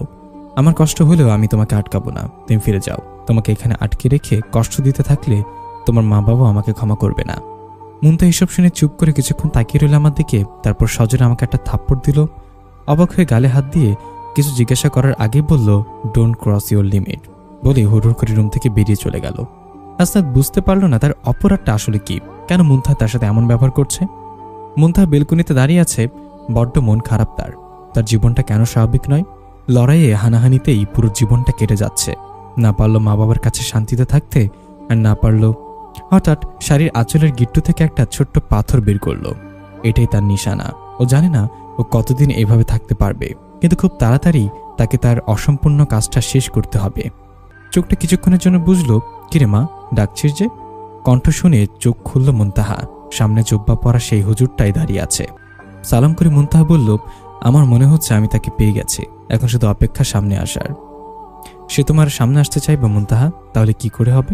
লোকটি খানিকক্ষণ চুপ থেকে বলল, সে তোমাকে সবসময় পিছন থেকে আঘাত হানতে চাইবে, কিন্তু সামনে আসবে না। সে তখনই কেবল সামনে আসবে যখন তুমি পুরোপুরি অসহায় হয়ে যেতে পারবে। মুনতাহা তুমি বড্ড ভেঙে পড়েছ মা, এভাবে হলে তো হবে না। তোমার সামনে বিরাট লড়াই। দোয়া করবেন, এখন অবধি বেঁচে থাকার কারণটাই তো তার মুখোমুখি হওয়া, তাই এত সহজে আর আমি হার মানব না। জুব্বা পরা লোকটা মুচকি এসে আবার অদৃশ্য হয়ে গেল। মুনতাহা এক প্রচণ্ড ক্রোধে ফেঁপে উঠল। তারপর এক লাফে বেলকুনি থেকে নেমে বাগানের গাছের ডালে বসা সাপটার গলা শক্ত করে চেপে ধরল। জলজল করা চোখ তাকিয়ে বলল, আমার কথা লুকিয়ে শুনে অন্যকে পাচার করার মতলব করছিস? এত বড় সাহস দিয়েছে কে তোকে? তোদের ওস্তাদ? তবে এটাও শুনে রাখ, মুনতাহার কোনো ক্ষতি করতে আসলে তোরা একটাও জ্যান্ত ফিরবি না। তুই তো এখান থেকে আর ফিরবি না, বলেই সাপের গলাটারও শক্ত করে চেপে ধরল। সাপের রূপ ছেড়ে ভয়ঙ্কর শয়তানের রূপে পরিবর্তন হলো সাপটি। হিংস্র গলায় বলতে লাগলো, আমাকে ছেড়ে দে, না হলে তুই রেহাই পাবি না। তোর ধ্বংসের দিন ঘনিয়ে এসেছে জিনকন্যা। আমার ধ্বংসের চিন্তা করার আগে আমি তাকে শেষ করে দেব, বলেই শয়তানটার ঘাড়ে দাঁত বসিয়ে দিল মুনতাহা। শয়তানটা মুহূর্তে মাটিতে লুটিয়ে পড়ে মরা সাপ হয়ে যায়। মুনতাহার ইশারায় তাতে আগুন ধরে ছাই হয়ে যায়। রাগটা কমে আসে, তবুও শান্ত হতে পারছে না। রুমে এক গ্লাস পানি খেয়ে নিল, কিন্তু হাসনাতটা কোথায় গেল? রুমে উকিঝুঁকি মেরেও চেক করতে পারল না। কাউকে খুঁজছো শুনে সামনে তাকালো মুনতাহা।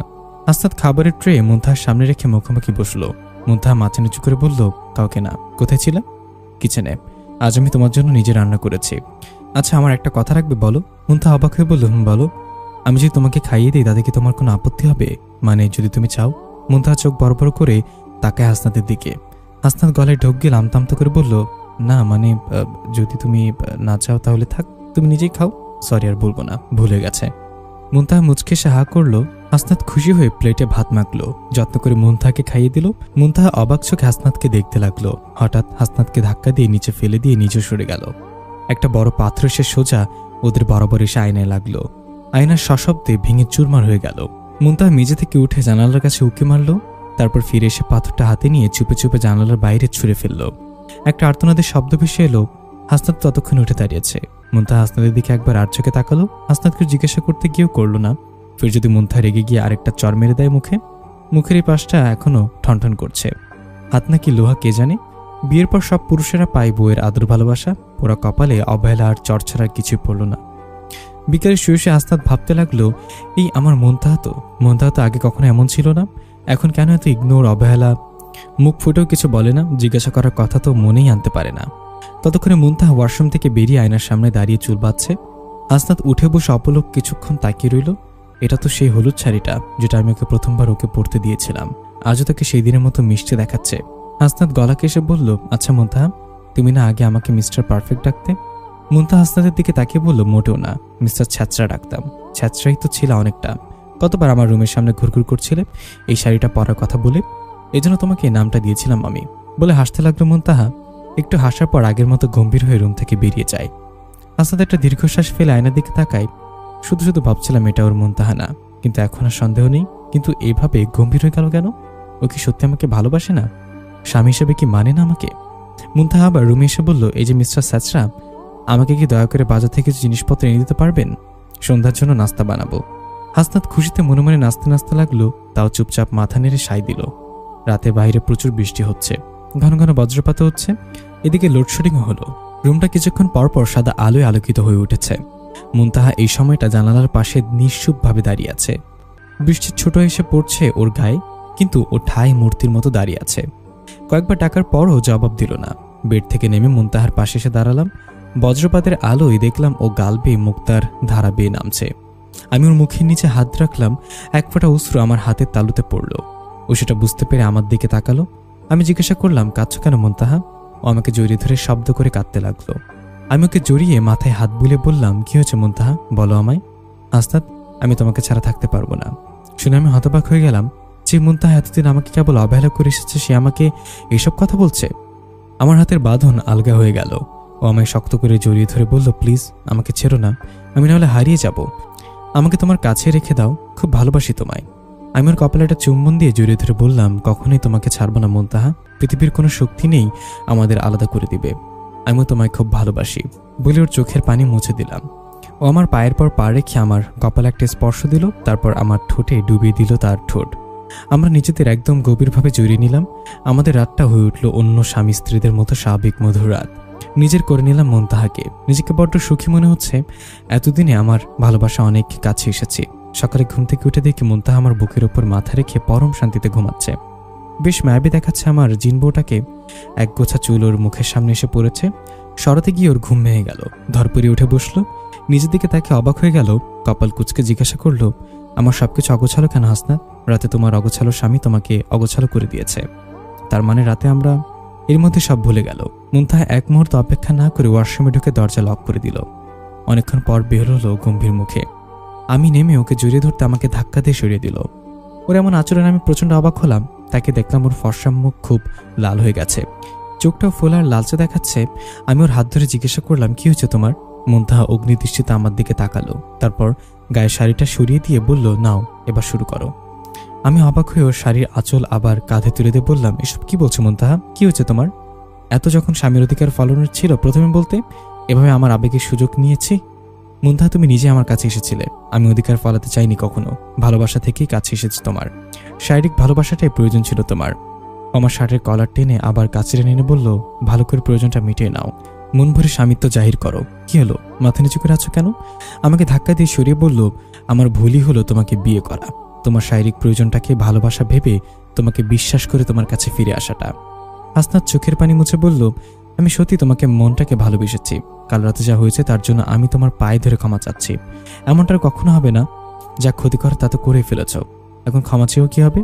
আমি তো আমার ক্ষতিপূরণ করতে পারবো না। সব শেষ আমার। এই যে আমার সহায় ছিল তাও আজ আমি হারিয়ে ফেলেছি। এখন আমি কি করে? বলে মাটিতে মেঝেতে লুটিয়ে পড়ল। হাসনাত ধরতে এলে হাত উঁচিয়ে বারণ করে, মুনতাহা একদম আমার কাছে আসবে না। আমি আর এক মুহূর্ত তোমার সাথে থাকতে চাই না। প্লিজ আমার চোখের সামনে থেকে চলে যাও, একা ছেড়ে দাও আমায়। হাসনাত চুপচাপ করে রুম থেকে বেরিয়ে গেল। মুনতাহা আরো জোরে জোরে কাঁদতে আরম্ভ করলো। এতদিনের গোছানোর সব পরিশ্রম জলে গেল। এখন কি করে সে সামনে এগোবে? আস্তে আস্তে উঠে আয়নার সামনে এসে দাঁড়ালো। নিজের প্রতিবিম্ব দেখে চমকে উঠল। শরীরে এখনো কাল রাতের চিহ্ন রয়ে গেছে। হঠাৎ আয়নায় হুজুরের প্রতিবিম্ব ভেসে উঠল। মুনতাহা মাথা নিচু করে বলল, আমি পারলাম না শেষ রক্ষা করতে। আমার আশা সব শেষ হয়ে গেল। ভেঙে পড়িস না মা। মানুষের সাথে মিলনের ফলে তুই তোর জিনশক্তি হারিয়েছিস তা ঠিক, কিন্তু মনোবলটা হারাস না। জিন শক্তি তোর কাজগুলো সহজ করে দিত, কিন্তু এখন তোর জন্য প্রতিটা মুহূর্তই বিপদ সংকুল। যে কোনো সময় তোর উপর আক্রমণ ঘটতে পারে। যদি একবার শক্তি হারানোর ব্যাপারটা ওদের কানে পৌঁছায়। মুনতাহা চোখ মুছে বলল, এখন কি কোনো উপায় নেই আমার কাছে? উপায়ন্তর ভেবেচিন্তে বের করা যাবে। তোকে একটা বিশেষ সংবাদ দেওয়ার ছিল, সেই কারণে আসা। বলো। হাসনাত বাসার বাইরে বারান্দায় চুপচাপ বসে আছে। চোখ দুটো কাদো কাদো, কিছু ফুলে গেছে। নিজেকে বড্ড অপরাধী মনে হচ্ছে তার। কিছুই ভালো লাগছে না, ইচ্ছে করছে মরে যেতে। কেন এমনটা হচ্ছে ওর সাথে? আল্লাহ, আমার ভালোবাসা কি কোনো খুঁত ছিল, কোনো পাপ ছিল? ভাবতে ভাবতে আনমনা হয়ে গেল হাসনাত। পাশে রাখা ফোনটা বেজে উঠল। এখন তার ফোন ধরতে ইচ্ছে করছে না। কয়েকবার একটানা টোন বাজার পর কল রিসিভ করলো। আসসালামু আলাইকুম। অপর পাশ থেকে নিষ্পাপ সালামের উত্তর নিয়ে বলল, কেমন আছিস তুই? খালামুনিকে একদম ভুলে গেলি? না খালামুনি ভুলিনি। কেমন আছো তুমি? ভালো আছি। তোর কণ্ঠটা এমন লাগছে কেন হাসনাত? কি হয়েছে বাবা তোর? না খালামুনি, কিছু হয়নি, মাত্র ঘুম ভাঙলো তো, তাই হয়তো। শোন, আজ বিকালে আমরা নূরজাহানকে নিয়ে আমার কাছে চলে আয় তো। কতদিন ওকে দেখি না, এখানে এসে বেরিয়ে যা। সাইম তো নূরজাহানের ফেরার খবর শুনে খুব খুশি। বারবার বলছে আমার মেয়েটাকে দেখবো। নওশিন হোস্টেল থেকে ফিরবে, তাই আমরা যেতে পারছি না। তুই কিন্তু বিকেলে ঠিক চলে আসিস। নূরজাহান কোথায়? ও কিচেনে আছে, কথা বলবে। না থাক, তবে ব্যস্ত আছে হয়তো, বিকেলে এলেই কথা হবে। আচ্ছা খালামুনি, রাখি রে। কোনো বাহানা না দিয়ে দেখে চলে আসিস কিন্তু। আচ্ছা বলে ফোনটা কেটে দিল। খালামুনি যদি বুঝতে পারে তার নূরজাহান পুরো পাল্টে গেছে, সত্যি খুব কষ্ট পাবে। ও কি রাজি হবে যেতে? মুহূর্ত খুব খারাপ ওর। ভাবতে ভাবতে রুমে চলে গেল। এ কি, মুনতাহা কোথায়? রুমে তো নেই। কয়েকবার ডাকতেই মুনতাহা তার পেছনে এসে বলল, ডাকছো কেন? খালামুনি ফোন দিয়ে বিকেলে তাদের বাসায় বেড়াতে যেতে বলল। তুমি কি যাবে? অনেকবার করে বললো তো, তাই বলছিলাম। মুনতাহা চোখ না তুলে বিছানায় গোছাতে গোছাতে বলল, কখন বের হবে? 5টার দিকে, রেডি হয়ে থেকো। তুমি কি আমার উপরে রাগ করে আছো? রাগ কমানোর মতো কোনো কারণ দেখছি না, বলে মুনতাহা কিচেনের দিকে চলে গেল। হাসনাত ধপাস করে বিছানায় বসে পড়ল। কি করে মুনতাহা রাগ ভাঙবে? রেডি হয়ে ওরা বের হলো 5টার দিকে। আকাশে আজও মেঘ করছে, কখন বৃষ্টি হয় বলা যায় না। হাসনাত এক মনে গাড়ি ড্রাইভ করছে আর বারবার আর চোখে মুনতাহার দিকে তাকাচ্ছে। মুনতাহা গাড়ির জানালায় মাথা রেখে বাইরে তাকিয়ে আছে। হাসনাত বুঝলো এখনো মুনতাহার মন ভালো হয়নি। পৌঁছাতে এখনো আধা ঘন্টা লাগবে মোটামুটি। চা বাগানের আঁকাবাঁকা পথ দিয়ে গাড়িটা যাচ্ছে।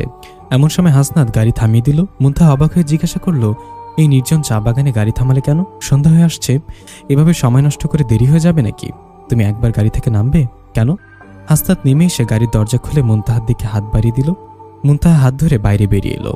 এ কি হাসনাত, আমার চোখে পট্টি বাঁধছ কেন? এই সময়ের সাথে হাসনাতের হাত ধরে মুনতাহা হেঁটে এসে একটা জায়গায় দাঁড়ালো। হাসনাত চোখের বাঁধন খুলে দিয়ে বলল, আস্তে আস্তে তাকাও। মুনতাহা চোখ খুলে দেখে ও একটা উঁচু ঢিলার উপর দাঁড়িয়ে আছে। এখান থেকে সুন্দরভাবে পুরো প্রকৃতি দেখা যাচ্ছে। মনে হচ্ছে আকাশের খুব কাছে দাঁড়িয়ে আছে। হাসনাত মুনতাহাকে সামনে পাহাড়ের দিকে ইশারা দিয়ে বলল, তাকাও। মুনতাহা সেই দিকে তাকিয়ে দেখে তারাবাজির আলোতে লেখা ভাসছে, রাগ করো না জিনবু, তোমাকে খুব ভালোবাসি। হাসনাতের দিকে তাকাতেই হাসনাত একটা জ্বলন্ত মোমবাতি মুনতাহাকে দিল। একটা ফানুস হাত ধরে বলল, জ্বালিয়ে দাও জিনবু, আজ আমাদের ভালোবাসার সাক্ষী হিসেবে ও উড়ে বেড়াক দূরের আকাশে। মুনতাহার চোখে পানি টলমল করছে। ও ফানুসে আগুন জ্বালিয়ে দিল। হাসনাত ফানুসটা ছেড়ে দিতেই সেটা বাতাসের সাথে পাল্লা দিয়ে উড়ে উপরে চলে গেল।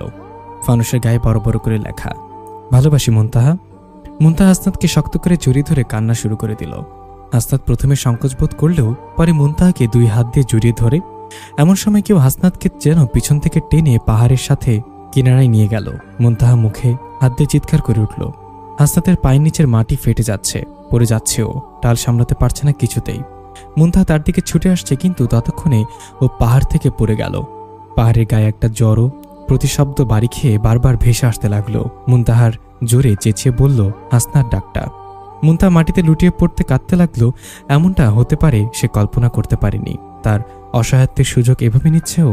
কান্না থামিয়ে চোখ মুখ কঠিন করে বলল, একবার যদি আমি তোকে পাই, এমনভাবে শাস্তি দিব যে কেউ শুনলেই কেঁপে উঠবে। তুই আমার সব শেষ করে দিচ্ছিস। আমার আল্লাহর কসম, তোকে আমি কিছুতেই ছাড়ব না। আমার হাতেই তুই শেষ হবি। এমন সময় একটা নেকড়ে তার সামনে এসে দাঁড়ালো। তার রূপ বদলে একটা শয়তানের বেশ নিল। মুনতাহার আগে ফেটে উঠে বলল, এসব তোরই কাজ তাই না? তুই আমার হাসনাতকে ফেলে দিয়েছিস। তোর সর্বনাশ সবে শুরু জিনকন্যা। আমাদের উস্তাদকে শেষ করার কথা ভাবিস? দেখ তোকে কি করে তিলে তিলে শেষ করে সে। বলে শয়তানটা অট্টহাসিতে ফেটে পড়ল। মুনতাহাকে যে করে হোক এই শয়তানটাকে মেরে ফেলতে হবে, নাহলে সে বুঝে যাবে আমার নিকট এখন কোনো শক্তি নেই। এদিক ওদিক তাকিয়ে পাশে পাশে পড়ে থাকতে একটা জ্বলন্ত মোমবাতিটা চোখে পড়ল। ওইটা নিয়ে আল্লাহু আকবার বলে শয়তানটার দিকে ছুঁড়ে মারলাম। আল্লাহ আমার সহায় হয়েছে। এই মুহূর্তে শয়তানটা ভস্ম হয়ে গেল। সামান্য আগুনে এমন হওয়ার কথা ছিল না, কারণ ওরা সবচেয়ে দুর্বল জিনদের তুলনায় অধিক শক্তিশালী। সন্ধ্যা নেমে এসেছে পাহাড়ের বুকে, চারিদিকে ঝিঝি পোকার একটানা ডাক, তাতে মুনতাহার আর্তনাদগুলো ক্রমশ ছোট হয়ে পড়েছে। চোখে মেলে তাকাতেই নিজেকে একটা সুন্দর রুমে আবিষ্কার করলাম। রুমটা চেনা চেনা লাগছে। উফ, মাথাটা কেমন যেন চিনচিন করে উঠল। পুরো শরীরে অনেক ব্যথা অনুভব হচ্ছে। কষ্ট করে উঠে বসতেই দরজা খুলে একটা মেয়ে ঢুকলো। কেমন আছেন এখন? জি, কিছুটা ভালো। কিন্তু আপনি কি? আমি এখানেই বাকি করে। সেসব কথা পরে হবে, আপনি এখন ওষুধটা খেয়ে নিন। আচ্ছা, আপনার বাসা কোথায় বলুন, আমি পৌঁছে দেব। এমন সময় নিষ্পাপ আহমেদ রুমে ঢুকলো। নওশিন, তুমি যে বললে কাল রাতে কাকে যেন পেয়ে হাসপাতালে এনেছো, সে কোথায়? বলেই যে মুখ তুলল, অবাক হয়ে বলল, হাসনাত তুই? নওশিনের দিকে তাকিয়ে নিষ্পাপ বলল, তুই হাসনাতকে কোথায় পেলি? মাম্মাম, তুমি ওকে চেনো? আমার বোনের ছেলে। কাল বিকেলে ওর এখানে আসার কথা ছিল। তুই কি কোথায় পেলি? কি হয়েছে ওর? আমার নূরজাহানি বা কোথায়? মাম্মাম, রাতে যখন আমি বাসার দিকে আসছিলাম তখন পাহাড়ি রাস্তায় আমি ওনাকে একটা গাছের সাথে আটকে থাকতে দেখি। পরে কাছে গিয়ে দেখি উনি বেঁচে আছেন, তবে মাথায় খুব চোট পেয়েছেন। তাই আমি অ্যাট ফার্স্ট হাসপাতালে এনেছি। ডাক্তার বলেছেন চোট সারতে সময় লাগবে। আর আমি ওনার সাথে কাউকে দেখিনি। কিন্তু নিষ্পাপ হাসনাতের মাথায় হাত বুলে বলল, তোর কি হয়েছিল বাবা? দাঁড়া, আমি নূরজাহানকে একটা খবর দেই। বেচারিকেও তো কাল থেকে ফোনে পাচ্ছি না। তুই বিশ্রাম নে, নওশিনের খেয়াল রাখ, আমি পরে আসছি। বিকেলে নওশিন হাসপাতালে হাসনাতকে থেকে রিলিজ করে নিয়ে বাসায় নিয়ে এলো। বাসায় নিষ্পাপকে কোথাও দেখলো না। কোথায় গেল মাম্মাম? হাসনাতকে রুমে নিয়ে বাসাতে রুমের একটা সুশ্রী মেয়ে ঢুকলো। হাসনাতকে জড়িয়ে ধরে কাঁদতে লাগলো। কি হয়েছে তোমার হাসনাত? আল্লাহ আমার ডাক শুনেছেন, তোমাকে আমার থেকে কেড়ে নিয়ে যাননি। এখন তুমি কেমন আছো? জানো, আমি তো বাঁচার ইচ্ছে হারিয়ে ফেলেছিলাম। মামা আমাকে বাসায় গিয়ে যে বলল তুমি বেঁচে আছো, আমি দেরি না করেই তোমার কাছে ছুটে এসেছি। হাসনাত অবাক হয়ে বলল, কি আপনি আমাকে এভাবে জড়িয়ে ধরছেন কেন? প্লিজ ছাড়ুন, আমার অস্বস্তি লাগছে। হাসনাত, তুমি আমাকে চিনতে পারছো না? আমি মুনতাহা, তোমার বিবাহিত স্ত্রী। হাসনাত মাথা চেপে ধরে নওশিনকে বলল, আমার মাথা খুব যন্ত্রণা হচ্ছে, প্লিজ আপনি ওনাকে এখান থেকে নিয়ে যান। নওশিন এতক্ষণ অবাক হয়ে সব দেখছিল। হাসনাতের কথা শুনে মুনতাহাকে বলল, আপনি চলুন, আমরা বাইরে যাই। উনি এখন অসুস্থ, বিশ্রাম করুক। নিষ্পাপ মুনতাহার কাঁধে হাত রাখতেই মুনতাহা চমকে উঠল। তাড়াতাড়ি চোখের পানি মুছে নিষ্পাপের দিকে তাকালো। নিষ্পাপ মাথায় হাত বুলে দিয়ে বলল, ঘর অন্ধকার করে জানলার ধারে দাঁড়িয়ে আছিস কেন? মনটা খুব খারাপ মাম্মাম। নিষ্পাপ মুনতাহাকে বুকে টেনে বলল, চিন্তা করিস না, সব ঠিক হয়ে যাবে, দেখিস। অত উঁচু থেকে পড়লে মাথায় খুব জোরে চোট পেয়েছে, তাই হয়তো সাময়িক স্মৃতিভ্রম হয়েছে। তুই যদি ভেঙে পড়িস তাহলে কি করে হবে বলতো?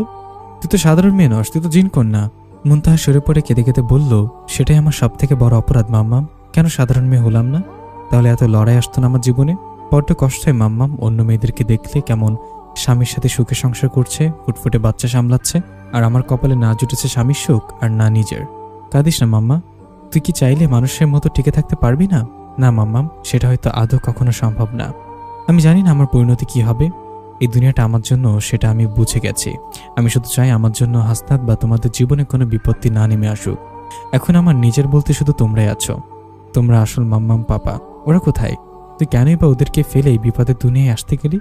নিজের শান্তি তো নিজে নষ্ট করলি। একটা ভালো জিনকে বিয়ে করে কতদিন সুখে সংসার করতি, সেটা আমার কপালে ছিল না মাম্মাম। আর এটাও সত্যি যে আমি হাসনাতকে ভালোবেসে ফেলেছিলাম।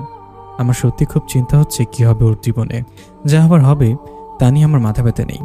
আমার এখন বেঁচে থাকার একটাই কারণ, আর সেটা হলো শত্রুকে শেষ করা। কে তো শত্রু? সেই বদচিনের সর্দার নেই। মুনতাহা কিছু বলার আগে দরজার সামনে কারো ছায়া দেখে। কে ওখানে বলতে ছায়াটা সরে যায়। নিষ্পাপ বলল, কি হচ্ছে নূরজাহান? মাম্মাম, ওখানে কেউ ছিল, কেউ লুকিয়ে আমাদের কথা শুনছিল। কই, কাউকে তো দেখছি না। সরে গেছে আমার গলার আওয়াজ পেয়ে। ছাড়ো সব, তুমি বরং হাসনাতকে খাইয়ে দিয়ে এসো। আমাকে তো আর এলাও করছে না, তুমি যাও। নিষ্পাপ মুনতাহার কপালে চুমু খেয়ে রুম থেকে বের হয়ে যায়। নিষ্পাপ মনটা ভারী হয়ে গেল। এত কষ্ট মেয়েটার, তাও কেউ বুঝলো না। কেন এমন হয় মেয়েটার সাথে? মাথার মধ্যে হাজারটা কথা ঘুরপাক খাচ্ছে। হাসনাতের রুমে ঢুকতেই দেখে হাসনাত ঘুমিয়ে পড়েছে। নওশিন হাসনাতের গায়ে চাদর টেনে দিল। মাকে দেখে নওশিন আস্তে করে বলল, আমি ওনাকে খাইয়ে ঘুম পাড়িয়ে দিয়েছি, তুমি চলো, উনি ঘুমাক, তোমার সাথে কিছু কথা আছে, এসো। নওশিন নিষ্পাপকে চেনে ছাদে নিয়ে চলে এলো। নিষ্পাপ বলল, কি ব্যাপার, এত রাতে ছাদে নিয়ে এলি যেন? কিছু জানার ছিল তোমার থেকে। কি জানতে চাস? মেয়েটা আসলে কে? এমন কথা শুনে নিষ্পাপ ঘাবড়ে গেল। কে মানে কি? ও হাসনাতের বিয়ে করা বউ। হাসনাত ওকে ভালোবেসে বিয়ে করেছে, আমি ওদের বিয়ে দিয়েছি। তখন তো তুই হোস্টেলে থাকতি, বাসায় বছরে একবার আসতি, তাই হাসনাতের কথা তুই জানিস না। সেটা আমিও বুঝতে পারছি, কিন্তু মেয়েটা তোমার কি হয়? তোমাকে মাম্মাম কেন ডাকে? কি সম্পর্ক ওর তোমার সাথে? তোর কি হিংসা হচ্ছে নওশিন? ছি মাম্মাম, এসব কি বলছো? আমি শুধু জানতে চাচ্ছি মেয়েটা তোমাকে মাম্মাম কেন ডাকে। আসাদ ভাইয়ের ওয়াইফ হলে তো তুমি ওর খালা শাশুড়ি হও। নিষ্পাপ কিছুক্ষণের জন্য নিস্তব্ধ হয়ে গেল। নওশিনকে যদি পুরো ঘটনাটা বলি তাহলে ও নিজেই জেনে যাবে ওকে আমি অ্যাডপ্ট নিয়েছি। তাতে ওর নিজের কাছে ব্যাপারটা বড্ড আঘাতজনক হয়ে যাবে। আর নূরজাহান যে জিনকোনা সেটা জানলেও ভয় পেয়ে যাবে। কাহিনী অন্যদিকে মোড় নিতে পারে। সবটা না বলাই ভালো। কি ভাবছো মাম্মাম? দেখো, আমাকে মিথ্যা বলো না। নূরজাহানকে আমি অ্যাডপ্ট নিয়েছিলাম তোর জন্মের আগে। পরে ওর মাম্মাম পাপার সন্ধান পেয়েছিল, তাদের কাছে ফিরে গিয়েছিল। ও ফিরে এসেছে যে ও জানতো না হাসনাত আমার বোনের ছেলে। ইনফ্যাক্ট আমি আর হাসনাত ও জানতাম না। আমার বোনকে মারা যাওয়ার পর হাসনাতের বাবা ওকে নিয়ে কোথাও চলে গিয়েছিল কিছু মাস আগেই। ঘটনাক্রমে আমি হাসনাতকে পাই। বুঝলাম, কিন্তু আর কোনো কথা না। দেখ, অনেক রাত হয়ে গেছে, চল খেয়ে শুয়ে পড়বি, আয় বলি নিষ্পাপ কোনোরকম সেখান থেকে পালিয়ে এলো। নওশিন আরো কিছু চিন্তিত মুখে ছাদে পায়চারি করে নিচে নেমে গেল। মুনতাহার চোখে ঘুম নেই, পুরো ঘরে পায়চারি করছে। কখন জানালার পাশে দাঁড়িয়ে আছে, বেশ কিছুক্ষণ এমন থাকার পর রুম থেকে বেরিয়ে এসে হাসনাতের রুমের দিকে এলো মুনতাহা। আস্তে আস্তে দরজা খুলে দেখে হাসনাত গভীর ঘুমে আচ্ছন্ন। ধীর পায়ে এসে হাসনাতের মাথার কাছে বসলো, মাথায় হাত বোলাতে লাগলো। পুরনো কথা ভেবেই চোখ দিয়ে টপ টপ করে পানি ঝরতে লাগলো অনবরত। এতদিন কত কাছে ছিল হাসনাতুর, অনিচ্ছাকৃতভাবে তার সাথে কত খারাপ ব্যবহার করেছে। সেসব তো আর ওর ভালোর জন্য করেছিলাম। এখন বুঝি এভাবে তার শোধ নিচ্ছে মিস্টার সাচরা। ভাবতে ভাবতে গাল বেয়ে মুনতাহার চোখের পানি হাসনাতের মুখে পড়ল। হাসনাতের শরীর নাড়া দিয়ে উঠল। চোখ খুলে দেখে মুনতাহা তার মুখের খুব কাছে বসে কাঁদছে। ধরপড়িয়ে উঠে বসলো হাসনাত, তাতে একটু হাতে ব্যথা পেল।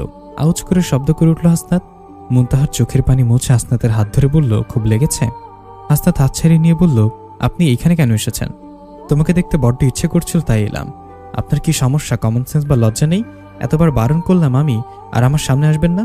আপনাকে দেখলে আমার প্রচণ্ড যন্ত্রণায় মাথা ছিঁড়ে যায়। আমার যদি ভালো চান তাহলে দয়া করে আমার সামনে আসবেন না, আর এই মুহূর্তে আমার রুম থেকে বেরিয়ে যান। হাসনাত, আমি চাই না তোমার কষ্ট হোক, তোমার সব কষ্টের কারণও আমি সেটা জানি। কিন্তু আমার একটা কথা শোনো, আপনি কি ভদ্রতার ভাষায় রুম থেকে বের হবেন, নাকি সবাইকে ডেকে আপনার কীর্তিকলাপ দেখাবো? দেখতে তো ভদ্রঘরে মেয়ে মনে হয়, কিন্তু চরিত্র তো বাজে কেন আপনার? মুনতাহা এসব শুনে স্তব্ধ হয়ে যায়। ঠোঁট কাঁপতে থাকে ওর। কিছু বলার আগেও মতো অবস্থা নেই তার। ছোট রুম থেকে বেরিয়ে নিজের রুমের খাট শুয়ে হু হু করে কাঁদতে থাকে। নওশিন নূরজাহানকে এভাবে ছুটে বেরিয়ে যেতে দেখে নিষ্পলকভাবে তাকিয়ে থাকে তার দিকে। তার মানে হাসনাতের উচ্চস্বরে আমার ঘুম ভেঙে গেছে। নওশিন দরজায় ঠেলা দিতেই হাসনাত রুমে ঢুকে। হাসনাত বিরক্ত মুখে বসে আছে। কি হচ্ছে আপনার? ওভাবে আউচ করে শব্দ করলেন যে? মেয়েটিকে দেখে ভয় পেয়েছিলাম, তাড়াহুড়া করে উঠতে বসতে গিয়ে হাতে লেগেছে। Just nonsense girl. এভাবে বলছেন কেন? উনি তো আপনার স্ত্রী। উনি আমার স্ত্রী? ওনাকে তো আমি চিনিও না, কোনোদিন দেখেছি বলে তো মনে হয় না। কিন্তু ওনাকে দেখলে আমার মাথায় সূচ ফোটানোর যন্ত্রণা হয়। আচ্ছা, সব থাক, আপনি শুয়ে পড়ুন, আমি যাচ্ছি। শুভরাত্রি। হাসনাত নওশিনের হাত চেপে ধরল। নওশিন অবাক হয়ে তার দিকে তাকাতে হাসনাত কোমল স্বরে বলল, আমার মাথায় একটু হাত বুলিয়ে দেবেন, নাহলে ঘুম আসবে না বোধ হয়। আসলে আর তো কেউ নেই এই সময়, তাই আপনাকে একটু কষ্ট দিচ্ছি। নওশিন না করতে গিয়েও বলল, আচ্ছা শুয়ে পড়ুন, আমি মাথায় হাত বুলিয়ে দিচ্ছি। নওশিন আলতোভাবে হাসনাতের মাথায় ম্যাসেজ করে দিল। খানিকটা পর হাসনাত গভীর ঘুমে তলিয়ে গেল। সকালে নূরজাহান রেডি হতে দেখে নিষ্পাপ প্রশ্ন করল, কোথায় যাচ্ছিস মাম্মাম? নূরজাহান নিকাবটা বেঁধে নিয়ে বলল, একটু কাজ আছে মাম্মাম, আর হাসনাতের জন্য একটা ডাক্তার নিয়ে আসবো মাম্মাম। এভাবে যে আমি আর থাকতে পারছি না। তুই কেন যাচ্ছিস? আমি তোর পাপাকে বলে দেই, ওই নিয়ে আসবে। না মাম্মাম, আমার সত্যি কাজ আছে, আমি তাড়াতাড়ি ফিরে আসবো। তুমি হাসনাতের দিকে খেয়াল রেখো, তাড়াতাড়ি ফিরিস। কিন্তু ব্রেকফাস্ট করবি না? না, পরে করে নেব, টেনশন করো না। যাওয়ার সময় নওশিনের সামনে পড়লো মুনতাহা। নওশিন এক পলক তাকিয়ে বলল, কোথায় যাচ্ছ আপু? একটু কাজ ছিল। এভাবে অসুস্থ স্বামীকে ফেলে একা যাওয়াটা ঠিক হচ্ছে আপি? তা ঠিক হচ্ছে না, কিন্তু কাজটা আমার খুব জরুরি। আসি আপি। নওশিনের পাশ কাটিয়ে মুনতাহা বেরিয়ে গেল। নওশিন এক দৃষ্টিতেও চলে যাওয়ার দিকে দেখল। মেয়েটা কেমন জানি অনেকটা আলাদা। এত কেয়ারলেস একটা মেয়ে আমি কখনো দেখিনি। কাল সারাদিন স্বামী স্বামী করে শোক করছিল, আজ কোনো প্রকার ফর্মালিটি ছাড়া স্বামীকে রেখে চলে গেল। এত উটকো মেয়েদের জন্যই মেয়ে জাতির এত বদনাম। Just bored. এসব ভাবতে ভাবতে নওশিন হাসনাতের রুমে গেল।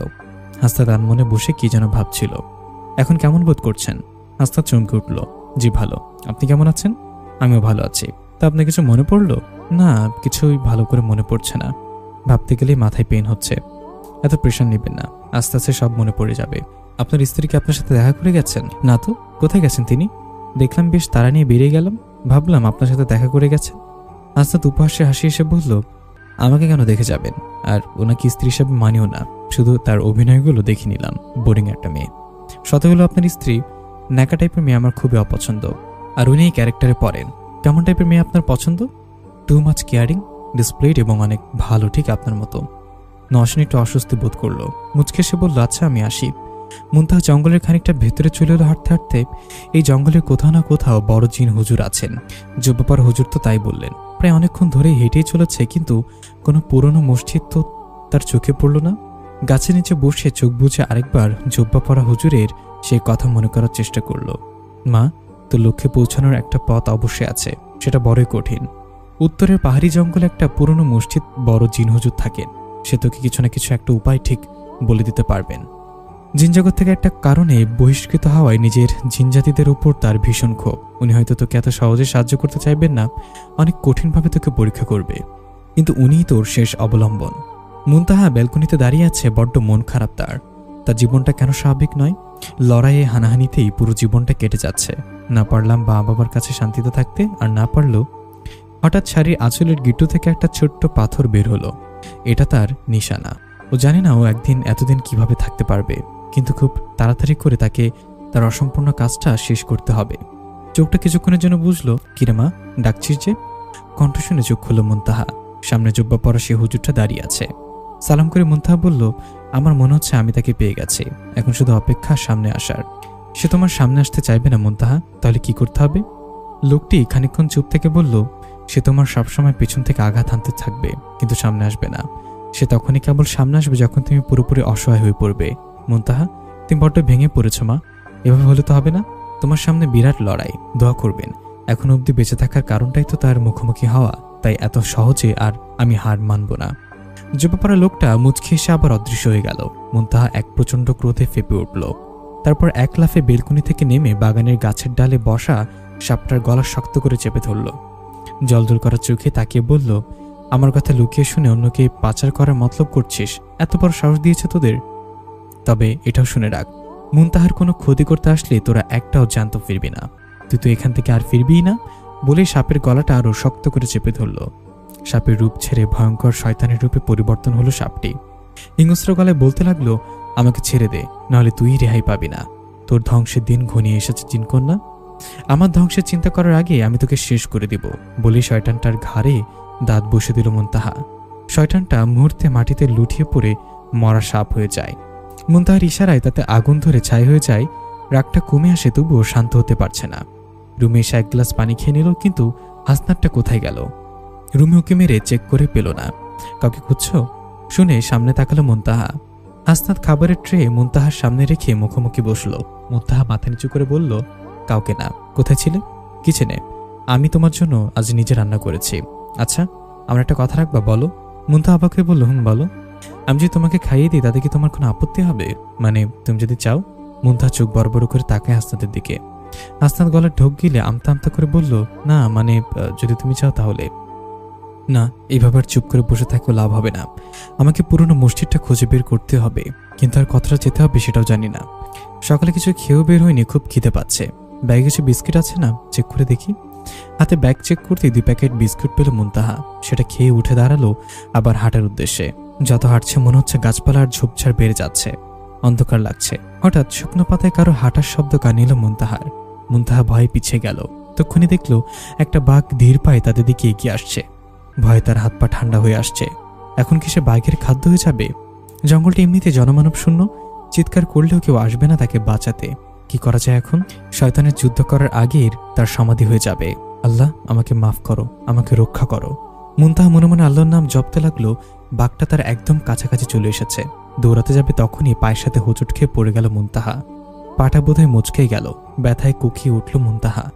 বাঘটা তার শরীরের কাছে এসে গন্ধ শুকতে লাগলো। মুনতাহার পুরো শরীর কাঁপছে, মনে হচ্ছে এক্ষুনি তার শেষ নিঃশ্বাস। বাঘটা ভয়ানক গর্জন করে মুনতাহার গালের সজোরে একটা থাবা বসালো। শেষবারের মতো ব্যথায় ভীষণ চিৎকার করে মুনতাহা জ্ঞান হারালো। হাসনাত ধরপুরে ঘুম থেকে উঠে বসলো। দুঃস্বপ্ন দেখে প্রচন্ড ভয় পেয়েছে। এমন ভর সন্ধ্যাবেলা দুঃস্বপ্ন দেখলো কেন? ছাদের কোণে দাঁড়িয়ে আছে নওশিন। ভীষণ সুন্দর বাতাস ছাদে, অনেক ফ্রেশ লাগছে। ফোনে হালকা মিউজিক বাজছে, তার তালে তালে বাতাসের তার খোলা চুলগুলো উড়ে উড়ে খেলা করছে। হঠাৎ তার পেছনে কারোর উপস্থিতি টের পেল নওশিন। কেউ তার কাঁধে হাত রাখতে প্রচন্ড চিৎকার করে উঠল সে। হাসনাত তাড়াতাড়ি নওশিনের মুখটা চেপে ধরল। নওশিন ভালো করে তাকিয়ে দেখল এটার কেউ না হাসনাত। নিজেকে হাসনাতের কাছ থেকে সরিয়ে নিয়ে বলল, এভাবে নিশ্চয়ই কেউ ছাদে আসে? ভয় পেয়ে গিয়েছিলাম। আসলে আমি বুঝতে পারিনি আপনি ছাদে আছেন, আর আমাকে অন্ধকারে দেখিয়ে এভাবে চিৎকার করে উঠবেন। ভাগ্যিস মুখ চেপে ধরেছিলাম, নাহলে আপনার চিৎকার শুনে সবাই ছাদে এসে আমাকে চোর ভেবে কেলানি দিত। নওশিন খিলখিল করে হেসে উঠল। হাসি থামিয়ে বলল, সন্ধ্যাবেলা ছাদে এসেছেন কেন? আপনি তো অসুস্থ, রেস্ট নেওয়া উচিত আপনার। হাসনাত এক পলক তাকিয়ে বলল, না আসলে যে সুন্দর হাসিটা মিস করতাম। নওশিন শুনে অস্বস্তি বোধ করলো, তাও না শোনার ভান করে বলল, কিছু বললেন? না, বললাম সারাদিন রুমে বসে থাকতে ভালো লাগে কারোর? কেউ না কেউ যে একটু গল্প করে সময় কাটাবো। আপনার স্ত্রী এখনো ফেরেনি? শুনে হাসনাতের মুখে বিরক্তির ছাপ ফুটে উঠল। এই মেয়েটার কথা শুনলে তার ভীষণ গা জ্বালা করে। পুরা একটা ন্যাকা মার্কা মেয়ে। খুব বেজার করে বলল, আমি জানি না, প্লিজ ওর কথা আমাকে বলবেন না। ভেবেছিলাম আপনার সাথে একটু গল্প করে মুড ভালো করব, কিন্তু আপনি মুডটা আরো বাজে করে দিলেন। আচ্ছা আমি নিচে যাচ্ছি, রাগ করলেন বুঝি? তাই করার আর কি কথা না। দেখুন, আপনার সাময়িক স্মৃতিভ্রম হয়েছে, তাই আপনি আপনার স্ত্রীকে চিনতে পারছেন না। কিছুদিন পর আপনার সব মনে পড়ে যাবে, তাকেও আপনি আবার পছন্দ করে নেবেন এবং আপন করবে নেবেন। আপাতত এইসব থাক। হাসনাত নওশিনের হাতের বাহু শক্ত করে চেপে একদম কাছে টেনে বলল, আমি কাউকে মনে করতে চাই না, আমি জাস্ট একজনকেই চাই, আর সেটা আপনি। এখন আপনার যদি আপত্তি থাকে তবে আমার আর কিছু বলার নেই। আপনাকে বিরক্ত করব না, তাও এভাবে আমাকে খোঁচাবেন না, আমার হাতে খুব লাগছে। হাসনাত নওশিনকে ছেড়ে আর এক মুহূর্ত সেখানে না দাঁড়িয়ে নিচে নেমে এলো। নওশিন হাতের বাহুতে হাত বোলাতে বোলাতে সেদিকে তাকিয়ে রইল।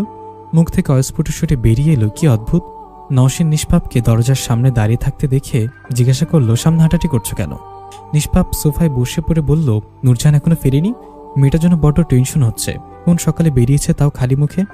এত রাত অব্দি বাইরে থাকার মেয়ে তো নয়ও। নওশিন নিষ্পাপের কাঁধে হাত রেখে বলল, ও কি তোমাদের কথা ভাবছে বলো? তোমার কথা না হয় বাদই দিলাম, কিন্তু নিজের স্বামীর কথা তো ভাববে, তাই না? অসুস্থ স্বামীকে এভাবে ফেলে বাইরে ঘুরতে লজ্জাও করে না?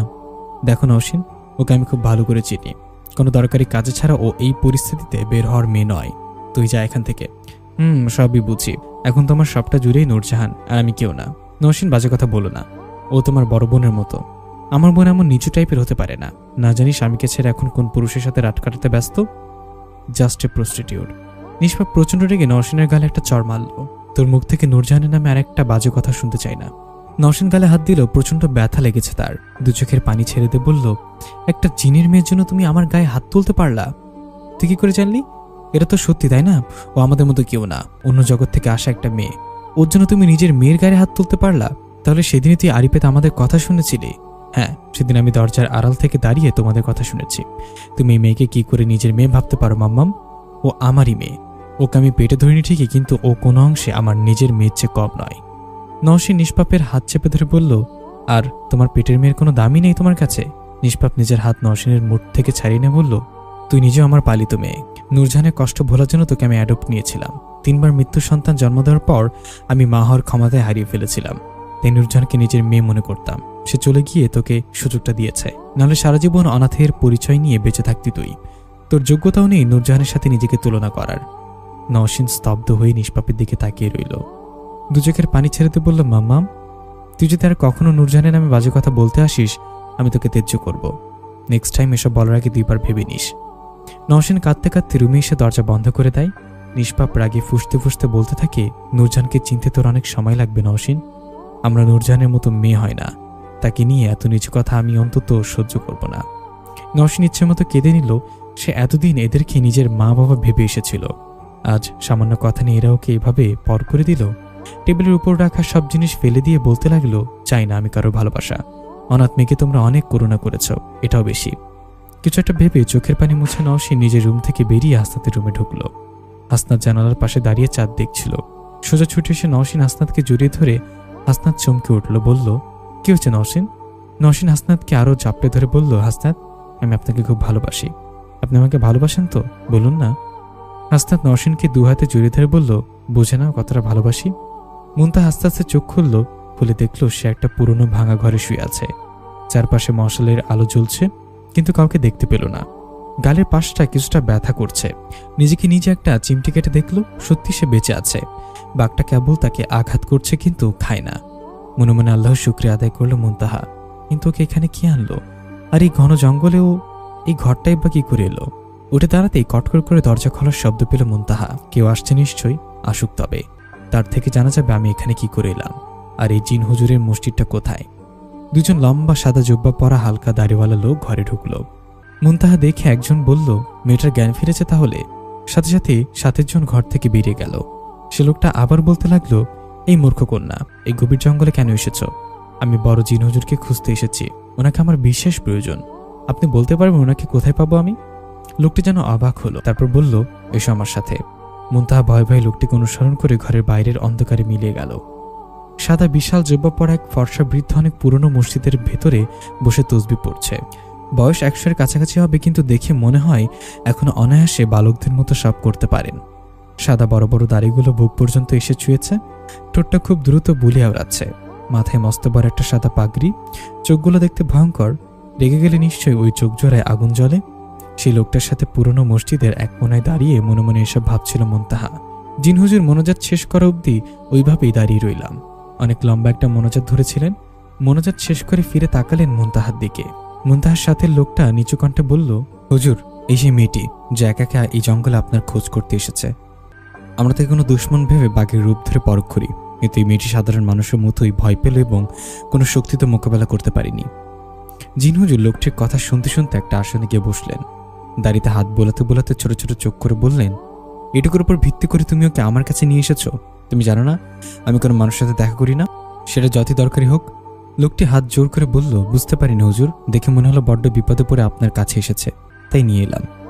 মানুষের উপর তোমার মায়াকে অতিরিক্ত বাড়াবাড়ি মাত্রায় বেড়ে যাচ্ছে না? যাও, ওকে জঙ্গল থেকে বের করে দাও। মেয়েটার খুব সাহস। আজ কোনো শাস্তির বিধান দেওয়ার ইচ্ছে নেই, তাই এগুলোকে অতিরিক্ত সাহস দেখানোর পরেও শাস্তি না দিয়ে ছেড়ে দিচ্ছে। তুমি আর এমন ভুল দ্বিতীয়বার করবে না। লোকটি মাথা নিচু করে আচ্ছা বলে সাই দিল। অতঃপর মুনতাহার দিকে তাকিয়ে বলল, চল বালিকা, আর কখনো এখানে আসবে না। আমি তোমাকে জঙ্গল পার করে দিয়ে আসবো, চলো। মুনতাহা হতভম্ব হয়ে বলল, ওনাকে বলুন আমার সাথে ওনার বিশেষ প্রয়োজন আছে।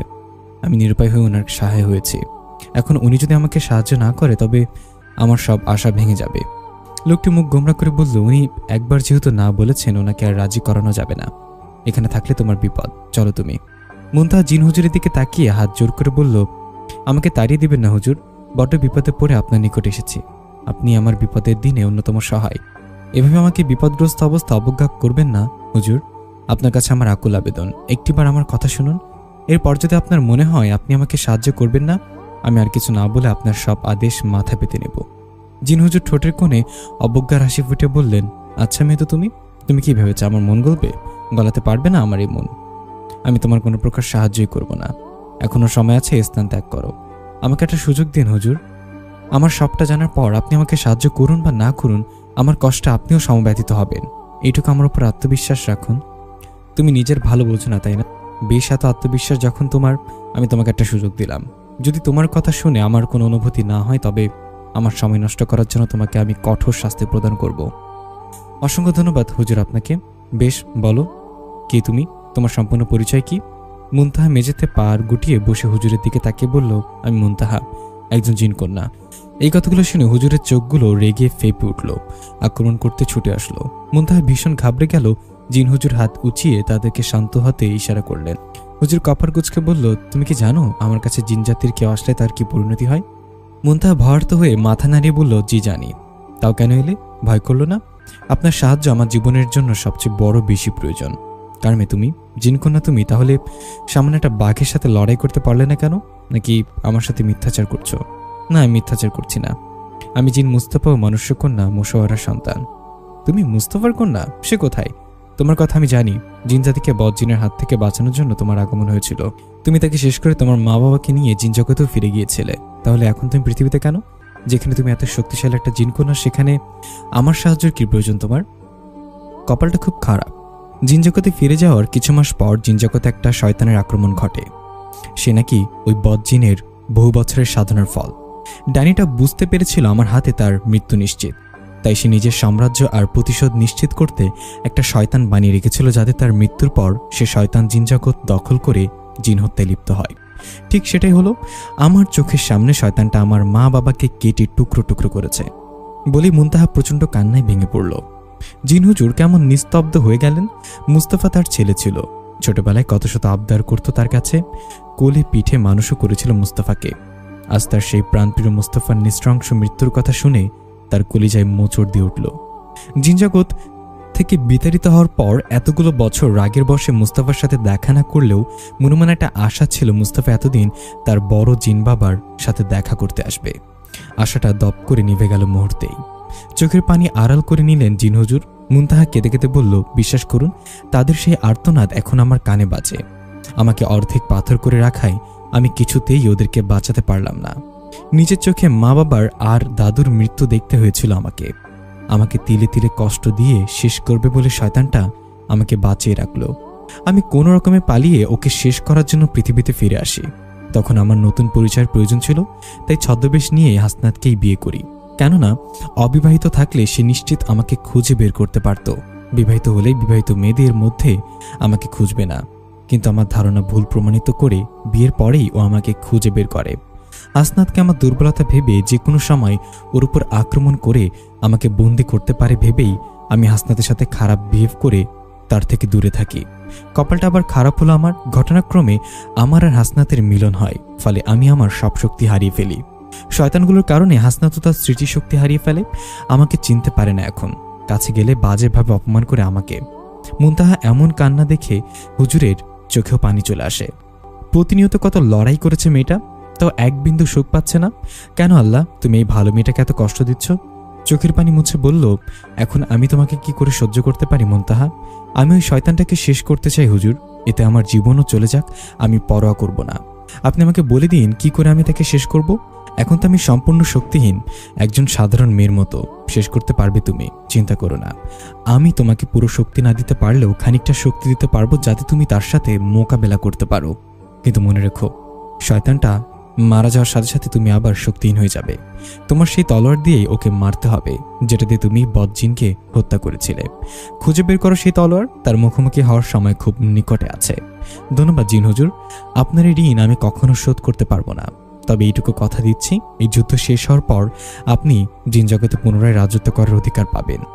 জিন হুজুর অবাক হলো এই মেয়েটির কথা শুনে। একদম মুস্তাফার মতো হয়েছে। সে আবার জিন জগতে ফিরে যেতে পারবে তার ফ্যামিলির কাছে। এর থেকে খুশির সংবাদ আর কি হতে পারে? শোনো মুনতাহা, এই যুদ্ধে তুমি কারোর সাহায্য নিতে পারবে না, তবে আমি তোমার সাথে সবসময় আছি। একটা কথা মাথায় রেখো মা, প্রিয়জনদের বেশি প্রশ্রয় দিও না, তারাই তোমাকে সত্যিকারের আঘাত করতে পারে। আর সাবধানে থেকো মা। মুনতাহা দাদু বলে হুজুরকে জড়িয়ে ধরে কিছুক্ষণ কাঁদল। তার জিন দাদু একসময় তাকে এইভাবে বলেছিল। এখন হুজুরের মুখে এইভাবে কথাগুলো শুনে মুনতাহা নিজেকে আর আটকে রাখতে পারল না। জিন হুজুর মুনতাহার মাথায় হাত বুলিয়ে কপালে একটা চুমু দিয়ে বললেন, যাও দাদু, ফিরে যাও, আমার সঙ্গীরা তোমাকে এগিয়ে দিয়ে আসবে। মুনতাহা জিন হুজুরকে সালাম দিয়ে পুরনো মসজিদ থেকে বেরিয়ে এলো। নিষ্পাপ এখনো দরজার সামনে পায়চারি করছে। সকাল হয়ে গেল, মেয়েটা এখনো ফিরল না। মেয়েটার কোনো বিপদ হলো না তো? আল্লাহ, তুমি আমার নূরজাহানকে সকল বিপদ থেকে রক্ষা করে আমার কাছে ফিরিয়ে দাও। এইসব বিড়বিড় করতে করতে দরজার কলিং বেল বেজে উঠল। নিষ্পাপ দরজা খুলতেই মুনতাহা ভেতরে ঢুকল। নিষ্পাপ মুনতাহাকে জড়িয়ে ধরে পাগলের মতো চুমু খেয়ে বলল, সারা রাত কোথায় ছিলে মাম্মাম? আমার কি টেনশন হয় না বল? মুনতাহা নিষ্পাপের চোখের পানি মুছে দিয়ে বলল, সব বলবো তোমায় মাম্মাম, এখন তোমার নূরজাহানকে খেতে দাও তো। জানোই তো তোমার নূরজাহান খিদে একদম সহ্য করতে পারে না। নিষ্পাপ মুনতাহাকে এমন স্বাভাবিক দেখে খুব খুশি বলল, তুই ফ্রেশ হয়ে নে, আমি খাবার নিয়ে আসছি। আচ্ছা বলে মুনতাহা এবার হাসনাতের রুমের দিকে উকি মারতে গেল। পুরো একদিন হাসনাতকে দেখেনি, মনটা খুব ছটফট করছিল। এখনো কেমন আছে একটু দেখে আসি ভেবেই হাসনাতের রুমের দরজাটা একটু ফাঁক করতে যা দেখল, তার জন্য মুনতাহা কখনোই প্রস্তুত ছিল না। আপনা আপনি চোখের জল গাল বেয়ে পড়তে লাগলো। নওশিন হাসনাতের কোলে বসে দুই হাত দিয়ে হাসনাতের গলা জড়িয়ে আছে। তাদের ঠোঁটজোড়া মিলনের খুব নিকটে, দুজন অধীর আগ্রহে আছে চুম্বনের জন্য। মুনতাহার আর সহ্য হলো না, সে রুমের ভিতর ঢুকে নওশিনকে হ্যাচকা টান দিয়ে উঠিয়ে নিয়ে এলো। নওশিন এমন একটা মোমেন্টের জন্য মোটেও প্রস্তুত ছিল না, তাই সে থা হয়ে মুনতাহার দিকে তাকিয়ে থাকলো। হাসনাতের মুখে রাগ ফুটে উঠল। মুনতাহা নওশিনকে চর মারার জন্য যেই হাত তুলল, হাসনাত মুনতাহার হাত শক্ত করে চেপে ধরল। মুনতাহা নিজের হাতটা ছাড়ানোর চেষ্টা করেও ব্যর্থ হলো। হাসনাতের দিকে মায়া মায়া মুখ করে তাকিয়ে বলল, আমার খুব লাগছে হাসনাত। হাসনাত জোরে হাতটা ঝাঁকিয়ে ছেড়ে দিল। নওশিন রেগে বলল, আপনার এত সাহস কি করে হয়? আপনি আমার গায়ে হাত তুলতে যাচ্ছিলেন? মুনতাহা চোখ বড় বড় করে বলল, এভাবে আবার জিজ্ঞাসা করতে লজ্জা করছে না তোমার? তুমি একটা মেয়ে হয়েও কি করে পারো অন্য একটা মেয়ের সংসার ভাঙতে? তুমি জানো হাসনাত আমার স্বামী, তাও তুমি তার সাথে সম্পর্কে জড়ানোর চেষ্টা করছো। Just shame on you. মুখ সামলে কথা বলুন মুনতাহা, আপনি স্বামী কাকে বলছেন বলুন তো? যে স্ত্রী তার স্বামীকে অসুস্থ অবস্থায় ওর মেয়ের কাছে সরপে রাত কাটায় বাইরে, তার এত বড় বড় কথা বলা মানায় না। লজ্জা তো আমার আপনাকে দেখে হচ্ছে। ছি, আপনার মতো বাজে মেয়ে আমি আর একটাও দেখিনি। লিমিট রেখে কথা বলো নওশিন। না জেনে আমার ব্যাপারে এমন একটা মন্তব্য করতে তোমার দ্বিধা হলো না? আর তুমি নিজেকে কি করে ভালো দাবি করছো? দেখলাম একটু আগে অন্যর বরের সাথে শারীরিকভাবে জড়াতে চাচ্ছিলে।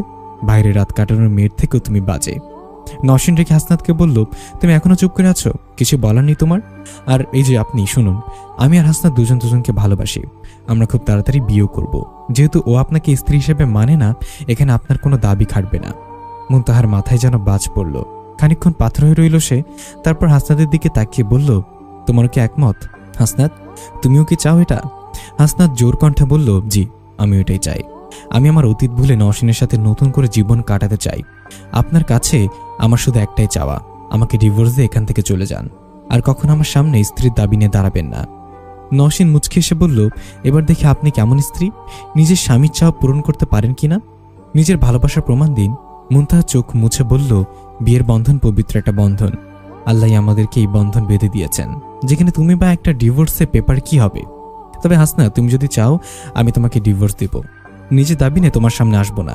কিন্তু তুমি আমার স্বামী আছো, থাকবে। আল্লাহর কাছে এই দায় থেকেই যাবে। সামনের লড়াইয়ে আমি কোনো পিছুটান রাখবো না।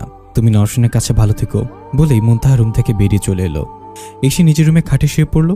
জানি না এসব কথাগুলো আমি কি করে বললাম, তবে নিজের মধ্যে অনেকটা জোর অনুভব করছি। সত্যি তো, যদি লড়াই আমার কিছু হয়ে যায় তবে হাসনাতের জন্য আমার আক্ষেপ থেকে যাবে।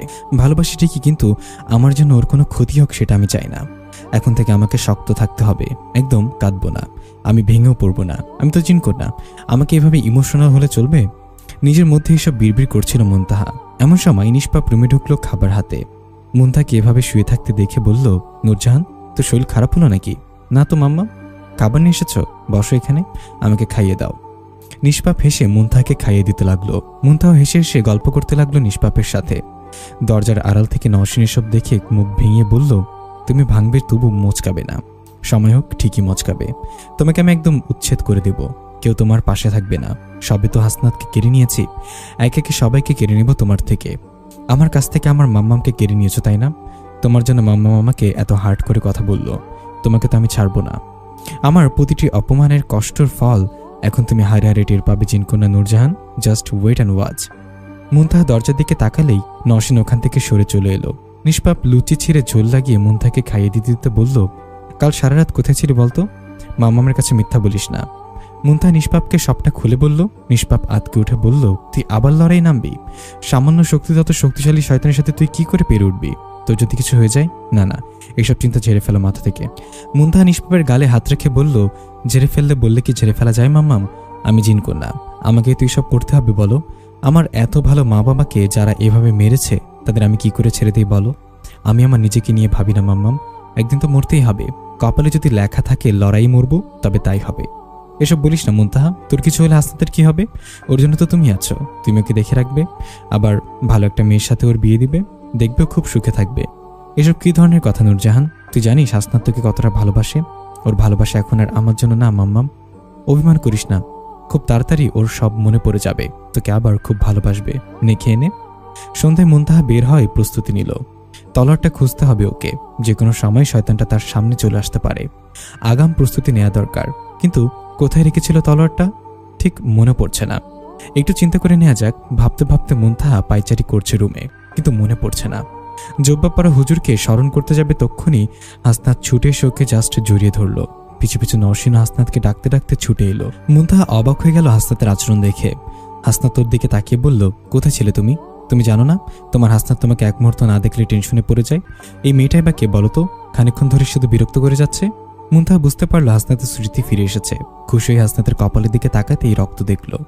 তাড়াতাড়ি সেখানে নিজের কাপড় চেপে বলল, তোমার কপালে রক্ত কেন হাসনাত? কি করে পড়ে গেলে? দরজার সাথে আঘাত পেয়েছিলাম মুনতাহা। তোমার চেহারার এমন অবস্থা কেন? নিষ্পাপ রুমে ঢুকে বলল, স্বামী তার স্ত্রীকে ভুলে গেলে সেই স্ত্রীর চেহারা আর কেমন থাকবে বলো? হাসনাত উদ্বিগ্ন হয়ে জিজ্ঞাসা করলো, আমি মুনতাহাকে ভুলে গেছি? মুনতাহা বাধা দিয়ে বলল, থাক না মাম্মাম, কি থাকবে হুম, তুমি খালামণিকে বলতে দাও। সবটা শুনে হাসনাত কেঁদে মুনতাহাকে জড়িয়ে ধরে বলল, আমাকে ক্ষমা করে দাও মুনতাহা, এসব আমি কি করতে পারলাম আমি নিজেও জানি না। ক্ষমা চাওয়ার মুখ আমার নেই, নিজেকে শাস্তি দিতে ইচ্ছে করছে। মুনতাহা হাসনাতের চোখের পানি মুছে দিয়ে জড়িয়ে ধরে বলল, শান্ত হও হাসনাত, তুমি তো এসব ইচ্ছে করে করনি, ভুলে যাও ওসব প্লিজ। ভালোবাসি তোমায় খুব, আমি তোমায় অনেক ভালোবাসি মুনতাহা। নওশিন এসব দেখে স্তব্ধ হয়ে গেল। সেখান থেকে ছুটে এসে নিজের রুমে ঢুকে দরজা বন্ধ করে দিল। দেয়ালে একটা ঘুষি দিয়ে নওশিন বলল, আমার সব প্ল্যান ভেস্তে দিল হাসনাতটা। এখনই স্মৃতিশক্তিটা ফেরার প্রয়োজন ছিল। আমি আবারও হেরে গেলাম মুনতাহার কাছে। ড্যামেজ। তখন চোখের সামনে মুনতাহা আর হাসনাতের মিলনের দৃশ্যটা ভেসে উঠল। ওর পুরো গা জ্বালা করে উঠল। মনটা বিষণ্ণতায় ছেয়ে গেল। ও ভাবতে লাগলো, ওদেরকে ওভাবে দেখে আমার কেন কষ্ট হচ্ছে, কেন নিজের বুকটা খালি খালি লাগছে? এটা কি কেবল হেরে যাওয়ার যন্ত্রণা, নাকি হাসনাতের প্রতি তার ভালোবাসা? তবে কি সত্যি প্রতিশোধের খেলা খেলতে গিয়েও হাসনাতকে ভালোবেসে ফেলেছে? মুনতাহা আজ অনেক খুশি। অনেকদিন পর হাসনাতের সাথে ছাদে বসে গল্প করছে। হাসনাত তার কোলে শুয়ে চাঁদ দেখাচ্ছে আর গল্প করে বলছে মুনতাহা হাসছে। মুনতাহা পরম যত্নে হাসনাতের মাথায় হাত বুলিয়ে দিচ্ছে। নিজের মধ্যে কতটা শান্তি অনুভব করছে বলে বোঝানো দায়। আজ হাসনাত তাকে নিজের হাতে খাইয়ে দিল, শাড়ি পরিয়ে সাজিয়ে ছাদে নিয়ে এলো। অনেক জোনাকি পোকা ধরে এনে মুনতাহাকে সারপ্রাইজ করলো। আগে দিনগুলো ফিরে পেলে সে, যদিও আগে তাদের মধ্যে দূরত্ব ছিল অনেক, আজ সেটা নেই। ইচ্ছে করছে হাসনাতকে নিয়ে এভাবেই সারাটা জীবন কাটিয়ে দিতে, তবু লড়াইয়ের কথা সে ভুলতে পারল না। মুনতাহাকে এভাবে অন্যমনস্ক থাকতে দেখে হাসনাত উঠে বসে বলল, মুনতাহা, তোমার হাতের পাশে একটা তেলাপোকা। মুনতাহা ও বাবাগো বলে চিৎকার দিয়ে হাসনাতকে জড়িয়ে ধরল। হাসতে হাসতে হাসনাত বলল, তুমি না জিনকন্যা, এইটুকু তেলাপোকার কথা শুনে ভয় পেলে? একদম ফাজলামি করবা না। আমার মাও এটা ভয় পেত। বাবা বলে সেই সূত্রে নাকি আমি একটু ভয় পাই। এটা নিয়ে কথা শোনানোর কিছু নেই। হাসনাত মুনতাহার কপালে চুমু দিয়ে বলল, আমার জিন বউটা। মুনতাহা চোখ বুঝে হাসনাতের বুকে মাথা গুঁজে শান্তি অনুভব করতে লাগলো। হাসনাত ঘুম থেকে উঠে রুমের কোথাও মুনতাহাকে দেখতে পেল না। পুরো বাসা খুঁজেও কোথাও মুনতাহাকে পেল না। না জানিয়ে সকাল সকাল কোথায় চলে গেল মুনতাহা? বসে বসে টেনশন করতেছে হাসনাত। এমন সময় দরজায় টোকা পড়ার শব্দ শুনে মাথা তুলে দেখে নওশিন এসেছে। অবাক হয়ে বলল, আপনি? নওশিন হাসনাতের সামনে নাস্তা রেখে বলল, আপনি তো নাস্তা করেননি, তাই আপনার জন্য নাস্তা নিয়ে এলাম, খেয়ে নিন। আমি খাবো না। আপনি এগুলো নিয়ে চলে যান প্লিজ। কেন খাবেন না? আপনি বুঝতে পারছেন না আমার স্ত্রী নিখোঁজ? এমত অবস্থায় আমার গলা দিয়ে খাবার নামবে? প্লিজ এসব নিয়ে চলে যান। না খেলে আপনার শরীর খারাপ করবে। তাছাড়া যে আপনাকে কোনো ইনফো করা ছাড়া নিজের ইচ্ছেতে বেরিয়ে গেছে, তার জন্য আপনি কেন কষ্ট করবেন? এনাফ বলেছেন। আপনার থেকে কিছু শুনতে আমি আগ্রহী নই। আর আপনি কে আমার ব্যাপারে এত ভাবার? কাজিন আছে, কাজিনের মতো থাকুন। আপনার আর আমার সম্পর্কটা শুধু কাজিনের সীমাবদ্ধ নয় হাসনাত। স্মৃতি হারিয়ে ফেলা অবস্থায় আপনার সবটুকু জুড়েই আমি ছিলাম। আপনি আমাকে কথা দিয়েছিলেন আপনি আমাকে বিয়ে করবেন, বিয়ে করে নতুন জীবন শুরু করবেন। হোয়াট? কিসব আবল তাবল বলছেন আপনি? আপনি জাস্ট আমার কাজিন, এর বাইরে আপনাকে নিয়ে কিছুই ভাবি না আমি। আর ওসব কিছু যদি বলেও থাকি তা শুধুমাত্র নিজের অজান্তে দুর্ঘটনার শিকার হয়ে বলেছি, মনে রাখবেন না। নওশিন হাসনাতের টি শার্টের কলার চেপে ধরে বলল, কেন এমন করছো তুমি? আমি তোমায় খুব ভালোবাসি, বিশ্বাস করো। আমি মুনতাহার চেয়ে কম সুন্দরী নই, কমও ভালোবাসি না তোমাকে। ও একটা জিন কন্যা, ওর সাথে তুমি কোনোদিনও সুখী সংসার করতে পারবে না। প্লিজ আমাকে ফিরে দিও না। চলো না, নতুন একটা জীবন শুরু করি। হাসনাত নওশিনের হাত থেকে কলারটা ছাড়িয়ে নিয়ে ধাক্কা দিয়ে সরিয়ে বলল, আমার জীবনে মুনতাহাই ছিল আর সেই থাকবে। অন্য কাউকে কখনো আমি সে স্থান দিতে পারবো না। আপনি যদি আমাকে বেশি বিরক্ত করেন তবে আমি খালামণিকে জানিয়ে এই বাসা থেকে বিদায় নেব। So keep away. নওশিন আর কিছু না বলে নিশ্চুপ রুম থেকে বেরিয়ে যায়। হাসনাত এখন কেবল মুনতাহার জন্য পাগল। এমন পাগল একদিন আমার জন্য ছিল। আমি কি করে ভুলে যাব সেই দিনগুলো? খুব ভালোবেসে ফেলেছি ওকে। কি করবো আমি? অনাথ মেয়ে আমি, আর কেউ নেই আমার। মামা আগের মতো আমার সাথে কথা বলে না। বাবা আর আদর করে ডেকে কথা বলে না। হাসনাতকে ভালোবাসলাম, সেও কখনোই আমার হবে না। তোমার মা বাবা কোথায়? কেন আমাকে অনাথের পরিচয় 2 দিন রেখে গেলে? আমার খুব কষ্ট হচ্ছে, আমাকে নিয়ে যাও। ভাবতে ভাবতে নওশিন চোখের পানি টপ টপ করে ছেড়ে দিল। মুনতাহা একটা মনোরম কক্ষে প্রবেশ করলো। এই কক্ষটা মা বাবার ছিল। কত স্মৃতি জড়িয়ে আছে এই আনাচে কানাচে। এই সুন্দর পালঙ্কে বসে কত গল্প জুড়ত বাবা মায়ের সাথে। মায়ের কোলে ঘুমিয়ে কাদা হয়ে যেত। সে কক্ষটা আজ শূন্য। এই কক্ষ থেকে আর মুনতাহার ডাক আসে না। চোখ দুটো টলমল করে উঠল মুনতাহার। ধীর পায়ে এগিয়ে গিয়ে এক কোণে রাখা সিন্দুকটা খুলল মুনতাহা। এই তো তলোয়ারটা, এখনো চকচক করছে। শেষবার মুশাওয়ারা এটা যত্ন করে মুছে রেখে বলেছিল, আমার নাতনির হাতে একদিন তুলে দিব আমি। আমি মুনতাহার মেয়েরও লড়াই শেখাবো। মায়ের মতো যুদ্ধ করে শত্রু নিবধন করবে। তখন মুস্তাফা এসে উত্তর দিয়েছিল, আর আমার দাদু ভাইকে আমি শেখাবো তলোয়ার চালানো। দেখবে সে আমার মুনতাহা মায়ের মতো সাহসী আর মিষ্টি হবে। তা নানুর মতো ভিতুনি না। মুশাওয়ারা রেগে উত্তর দিত, তুমি আবার আমাকে ভিতুনি বললা? যাও, আজ থেকে তোমার প্রিয় চা খাওয়া বন্ধ। মুস্তাফা মুনতাহাকে জিজ্ঞাসা করত, আমার মুনতাহা মা বানিয়ে দিবে তাই না? মুনতাহা বাবাকে জড়িয়ে ধরে বলতো, খুব পারবো বাবা। এভাবে ঝগড়া খুনসুটি চলতে থাকতো। সব সুখ শেষ হয়ে গেল। মুনতাহা চোখ মুছে তরবারিটা ঝোলাই ঢুকিয়ে নিল। তাড়াতাড়ি জিন রাজ্য থেকে বাসায় ফিরতে হবে। হাসনাত এতক্ষণে নিশ্চয়ই ঘুম থেকে উঠে পড়েছে। না দেখলে তো প্রচুর চিন্তা করবে। কক্ষ থেকে বের হতেই জব্বা পরা হুজুরের সাথে দেখা হলো। মুনতাহা সালাম দিয়ে বলল, দোয়া করো হুজুর, আমি যেন জয়ী হতে পারি। আমার দোয়া সবসময় তোমার সাথে আছে মা। একটা কথা ছিল হুজুর। মা বলো। বাবার দাদুর অনুপস্থিতিতে জিন রাজ্যে আমার উপর অর্পিত হয়েছে। এখন রাজত্বের দায়িত্ব আমার, কিন্তু আমি দায়িত্ব নিতে চাই না হুজুর। কি বলছো এসব? তুমি ছাড়া উত্তরসূরি কে আছে? তোমাকেই তো এই রাজ্য দায়ভার নিতে হবে। তুমি বংশ পরম্পরায় এই রাজ্যের মালকিন রাজকন্যা। এই দায়িত্ব আমি ঠিকমতো পালন করতে পারছি কই? কিছুদিন পর আমার লড়াই, যা কিছু হয়ে যেতে পারে এই লড়াইয়ে। আমি মৃত্যুবরণ করতে পারি, তাই আমি চাই এই রাজ্য বড় জিন হুজুরকে দিয়ে দিতে। তুমি তো বলেছিলে উনি আমার বাবার বড় বাবা, চাচ্চু। তাহলে তো উনি এর উত্তরসূরি। ওনাকে বাদ দিয়ে আমি কেন এই দায়িত্ব নিব? তাহলে তুমি কি চাচ্ছ আপনি ওনাকে সসম্মানে জিনরাজ্যে ফিরিয়ে আনুন এবং জিনরাজ্য ওনার হাতে তুলে দিন? আগে কি হয়েছে না হয়েছে সব ভুলে যান। আমার মনে হয় উনি খুব যোগ্যতার সাথে রাজ্য শাসন করতে পারবেন। না করো না হুজুর, এটাই তোমার কাছে আমার শেষ অনুরোধ। জানি না এরপর তোমার সাথে কখনো দেখা হবে কিনা, কখনোই তোমার কাছে অনুরোধ করতে পারবো কিনা। আমাকে হতাশ করো না। হুজুরের মাথায় হাত বুলে বলল, ঠিক আছে, তুই যা চাস তাই হবে। হাসনাত মুনতাহাকে সামনে দেখে ছুটে গিয়ে জড়িয়ে ধরল। কাঁদতে কাঁদতে বলল, এতক্ষণ কোথায় ছিলে তুমি? জানো কত টেনশন হচ্ছিল আমার। কেঁদো না প্লিজ, আমি আমার জিনরাজ্যে গিয়েছিলাম। হাসনাত অবাক হয়ে জিজ্ঞাসা করলো, জিনরাজ্যে কেন? তুমি কি আবার আমাকে ছেড়ে চলে যাওয়ার প্ল্যান করছো মুনতাহা? আরে না, তলোয়ার আনতে গিয়েছিলাম। সামনে আমার বড় লড়াই হাসনাত, সেই শয়তানের সাথে যুদ্ধ যে আমার মা বাবাকে মেরে ফেলেছে। তোমার মা বাবা মারা গেছে? হ্যাঁ হাসনাত, আমার তোমাকে সবটা বলা উচিত। কেন আমি আবার ফিরে এসেছি, কেন তোমাকে বিয়ে করেছি, আর কেনই বা তোমাকে এত কষ্ট দিয়েছি, সবটা তোমার জানাই দরকার। হয়তো আল্লাহ আমাকে পরে বলার সুযোগ নাও দিতে পারে। সবটা শুনে হাসনাত মুনতাহাকে কাছে টেনে নিয়ে বলল, এসব ভয়ানক লড়াইয়ে তুমি যেও না। সামান্য শক্তিতে তুমি তার সাথে টিকতে পারবে না। তুমি আমার মায়ের মতো কথা বলছো। আমার বাবা তোমার জায়গায় থাকলে বলতো, মুনতাহা মা, তোমার যা কিছু আছে তারই নেমে পড়ো।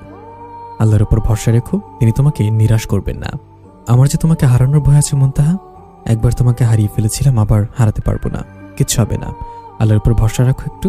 উনি যা করবেন ভালোর জন্যই করবেন। নিশ্চয়ই এখনো কিছু খাওনি, চলো খেয়ে নিবে। নসীন খাবার নিয়ে এসেছিল। কিসব বাজে কথা বলছিল, আমাকে ভালোবাসে, ওকে আমি বিয়ে করব। আমি ওকে জানিয়ে দিয়েছি আমার জীবনে মুনতাহা ছাড়া আর কেউ আসবে না। মুনতাহা নীরব থেকে বলল, আসলে এই কয়েকদিনে তুমি ওর সাথে গভীরভাবে মিশেছিলে, তাই হয়তো ওর মনে গেঁথে গেছে। চিন্তা করো না, কিছুদিন পরও বুঝতে পারবো ওর ভুলটা। সেটাই যেন হয়। মাঝরাতে ঘুম ভেঙে যায় মুনতাহার। উঠে দেখে পাশে হাসনাত নেই। কোথায় গেল হাসনাত? মুনতাহা মনে কু ডাকতে থাকে। ওয়াশরুম, ছাদ সব চেক করে হতাশ হলো মুনতাহা। এত রাতে কোথায় গেল হাসনাত? রুমের মেঝেতে হতাশ হয়ে বসে পড়ে মুনতাহা। দেয়ালের দিকে তাকাতেই দেখে রক্ত দিয়ে সেখানে কিছু লেখা আছে। জিনকন্যা মুনতাহা, তোমার ধ্বংসের সময় আগত। তোমার প্রাণপ্রিয় স্বামী আমার কাছে। শীঘ্রই কালপাহাড়ে এসে আত্মসমর্পণ করো, নতুবা তোমার স্বামীর অবস্থা তোমার মা বাবার মতো হবে। শেষবারের মতো দেখার সুযোগটুকু পাবে না। মুনতাহার বুকটা ভয় কেঁপে উঠল। 1 মিনিটও দেরি করা যাবে না, এক্ষুনি প্রস্তুত হয়ে কালপাহাড়ে যেতে হবে ভেবেই ড্রয়ারটা খুলে মুনতাহা, এ কি, তার তলোয়ারটা কোথায় গেল? এখানে তো রেখেছিল সে। তাহলে কি সেটা কেউ সরিয়ে ফেলেছে? আল্লাহ, এখন আমি হাসনাতকে কি করে রক্ষা করব? কি করে শয়তানটাকে শেষ করব? কাঁদতে কাঁদতে চিৎকার করে মুনতাহা নিষ্পাপকে ডাকতে থাকে। দুহাত দিয়ে মুখ ঢেকে মুনতাহা বসে রইল। এমন সময় অনুভবকেও তার সামনে এসে দাঁড়ালো। মুখ তুলে দেখে নওশীন তার সামনে দাঁড়িয়ে আছে। মুনতাহা কিছু জিজ্ঞাসা করার আগেই নওশীন বলে উঠল, কিছু খুঁজছো? দেখো তো এটা খুঁজছো কিনা। নওশীন তার পিছনে লুকিয়ে রাখা হাতটি বের করে দেখালো মুনতাহাকে। নওশীনের হাতেই মুনতাহার তলোয়ার। মুনতাহা ধরতে গেলে নওশীন সেটা সরিয়ে নেয়। হেসে এসে বলতে থাকে, এটা তো তুমি পাবে না ডিয়ার আপু, প্লিজ বোন আমার, ওটা আমাকে দিয়ে দাও। খুব দরকারি এটা, তাই না? এটা তোমার যতটা দরকারি ততটা হাসনা তো আমার কাছে দরকারি, কিন্তু তুমি সেটাই আমার কাছ থেকে কেড়ে নিলে। এমনকি আমার মাম্মা পাপাকেও তুমি তোমার হাতের মুঠোয় রেখে দিয়েছ। কেউই আমাকে নিয়ে ভাবে না।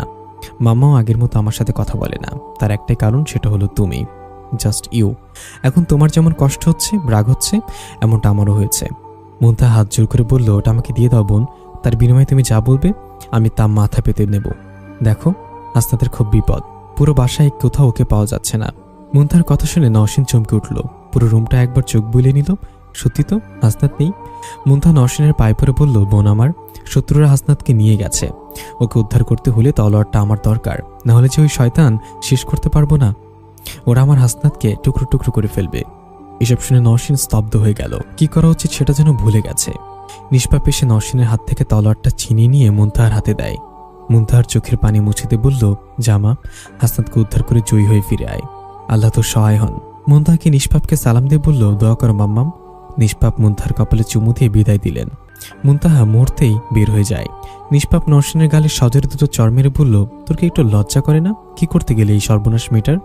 তুই কি আদৌ কোনো মেয়ে যে কিনা অন্য সংসার ভাঙতে চাস?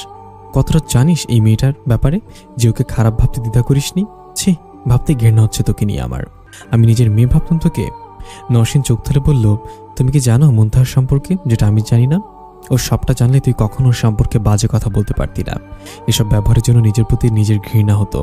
আমায় বলো সব, আমি জানতে চাই মাম্মাম। মুনতাহা কাল পাহাড়ের সামনে এসে দাঁড়ালো। এই সেই পাহাড় যে পাহাড়ে একবার মুশওয়ারা তার স্বামী মুস্তাফা থেকে আলাদা হয়ে গিয়েছিল। মুনতাহা ডাইনিটাকে শেষ করে নতুন জীবন পেয়েছিল। জানি না আজ কি হতে চলেছে। আকাশটা ততক্ষণে ঘন কালো মেঘে ঢেকে গেছে। চারিদিকে বাতাস বইছে। যুদ্ধের ঘনঘাটা বুঝে এক্ষুনি বেজে উঠল। গুহার সামনে শয়তানের চালাগুলো পাহারায় আছে। এদের সাথে কি লড়াই করব আমি? ওহো, আমাকে তো জিন হুজুর শক্তি দিয়েছিল। দেখি শক্তি ব্যবহার করে। তাদের সামনে এসে দাঁড়াতে ওরা মুনতাহার উপর আক্রমণ করে ধেয়ে এলো। মুনতাহার শক্তিতে সবগুলোকে ভস্ম করে দিল। এত সহজে লড়াই করে জিতে যাবে মুনতাহা ভাবেনি। 7 পাশ ভাবতে ভাবতে মুনতাহা গুহার ভেতর ঢুকলো। ঘন অন্ধকার, এখানে কোথাও কিছু দেখা যাচ্ছে না। হাসনাতের নাম ধরে কয়েকবার ডাকলো মুনতাহা। অন্ধকারের গভীর থেকে একটা ভয়ানক আওয়াজ আসলো, আমার আস্থানে আপনাকে স্বাগতম জিনকন্যা। অন্ধকারে কি করিস শয়তান? সামনে থাকলে সামনে এসে লড়াই কর। ইনশাল্লাহ আজ তোকে শেষ করব আমি। শয়তানটা ভয়ানক হাসি এসে বলল, তুই করবি আমাকে শেষ? কিন্তু তুই হয়তো এটাই জানিস না আজ তোর শেষ দিন। চাইলে তোকে আমি তোর মা বাবার সাথে টুকরো টুকরো করে ফেলতে পারতাম, কিন্তু করিনি। কারণ ছোটখাটো খেলা খেলতে আমার মজা লাগে না। চাইলে তোকে বাসায় মেরে ফেলতে পারতাম, কিন্তু মারিনি। আমি চেয়েছিলাম জিনকন্যার সাথে লড়াই করে তাকে মারতে। তাই তোকে এত কষ্ট করে এতটা দূরে টেনে আনলাম। কিন্তু তোকে আর বাঁচিয়ে রাখবো না। বেঁচে থাকতে তো তোর খুব কষ্ট হচ্ছে, তাই না?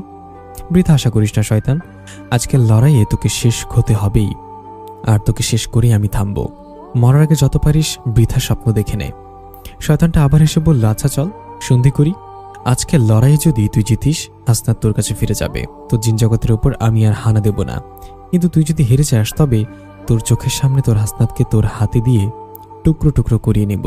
আমি শুধু তোকে হারাবো না শয়তান, তোকে শেষ করে দিব। বলতে মুনতাহা গুহা থেকে ছিটকে পড়লো বাইরে। শয়তানটা আর ভয়ানক বিশাল রূপ নিয়ে মুনতাহার সামনে এসে দাঁড়ালো। মুনতাহার দিকে অগ্নিশক্তি নিক্ষেপ করলো। ততক্ষণে মুনতাহা ওই স্থান থেকে সরে পড়ল। শয়তানটা আরো শক্তি দিয়ে মুনতাহাকে আঘাত করতে চেষ্টা করলো, কিন্তু মুনতাহার শক্তির কাছে তার সব শক্তি বিফলে যাচ্ছে। শয়তান এবার ভয়ানক রেগে গেল।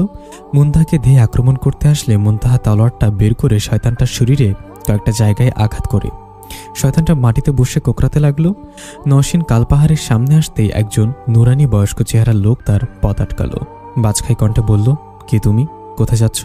আমি পাহাড়ে যেতে চাচ্ছি। সরে যান সামনে থেকে। তুমি পাহাড়ে যেতে পারবে না, সেখানে আমার মুনতাহা লড়াই করছে। তুমি ওর কোনো শত্রু হতে পারো, তাই তোমাকে আমি সেখানে যেতে দেব না। আপনি কি আমাকে আটকানোর? আমি যাব। শুনুন সামনে থেকে। জিন হুজুর তার শক্তিতে নরসিনকে বেঁধে ফেললো। তুমি কোথাও যাবে না। মুনতাহার যুদ্ধ শেষ হওয়া অবধি তুমি এখানে বাধা পড়ে থাকবে। আপনি কে? আর আপনার এত বড় সাহস হয় কি করে আমাকে আটকানোর? আমি মুনতাহা জিন হুজুর ওরফে চাচ্চু। ওর কোনো ক্ষতি আমি হতে দেব না। নরসিন কেঁদে কেঁদে হাত জোর করে জিন হুজুরকে বলল, আমি মুনতাহাপুর কোনো ক্ষতি চাই না। আমি তার কাছে ক্ষমা চাইতে এসেছি। তার সবটা শুনে নিজেকে খুব অপরাধী মনে হচ্ছে, ঘৃণা হচ্ছে নিজের প্রতি। তাই ক্ষমা না চাওয়া অবধি আমি শান্তি পাচ্ছি না হুজুর। আমাকে ভেতরে যেতে দিন প্লিজ। জিন হুজুর খানিকটা নীরব থেকে নরসিনকে বাঁধন থেকে মুক্ত করে বলল, অবশ্যই যাবে, তবে এই মুহূর্তে নয়, যুদ্ধ শেষ হওয়ার পরে। এখন শয়তানের সাথে মুনতাহা লড়াই আছে। তুমি গেলে হিতে বিপরীত হতে পারে। আমিও ঢুকতে পারছি না, মুনতাহাকে সাহায্য করা তো দূরের কথা। অতএব আমাদের কাছে এখন অপেক্ষা করা ছাড়া আর কোনো উপায় নেই। আল্লাহ একমাত্র শেষ ভরসা। তার কাছে প্রার্থনা করো যাতে মুনতাহা জয়ী হয়। আমি অপেক্ষা করব হুজুর। আল্লাহ মুনতাহাপুর সহায় হও, তাকে তুমি বিজয়ী করো। শয়তান লাল চোখে মুনতাহার দিকে তাকালো। শক্তি প্রয়োগ করার চেষ্টা করছে, কিন্তু কোনোটাই কাজে লাগছে না।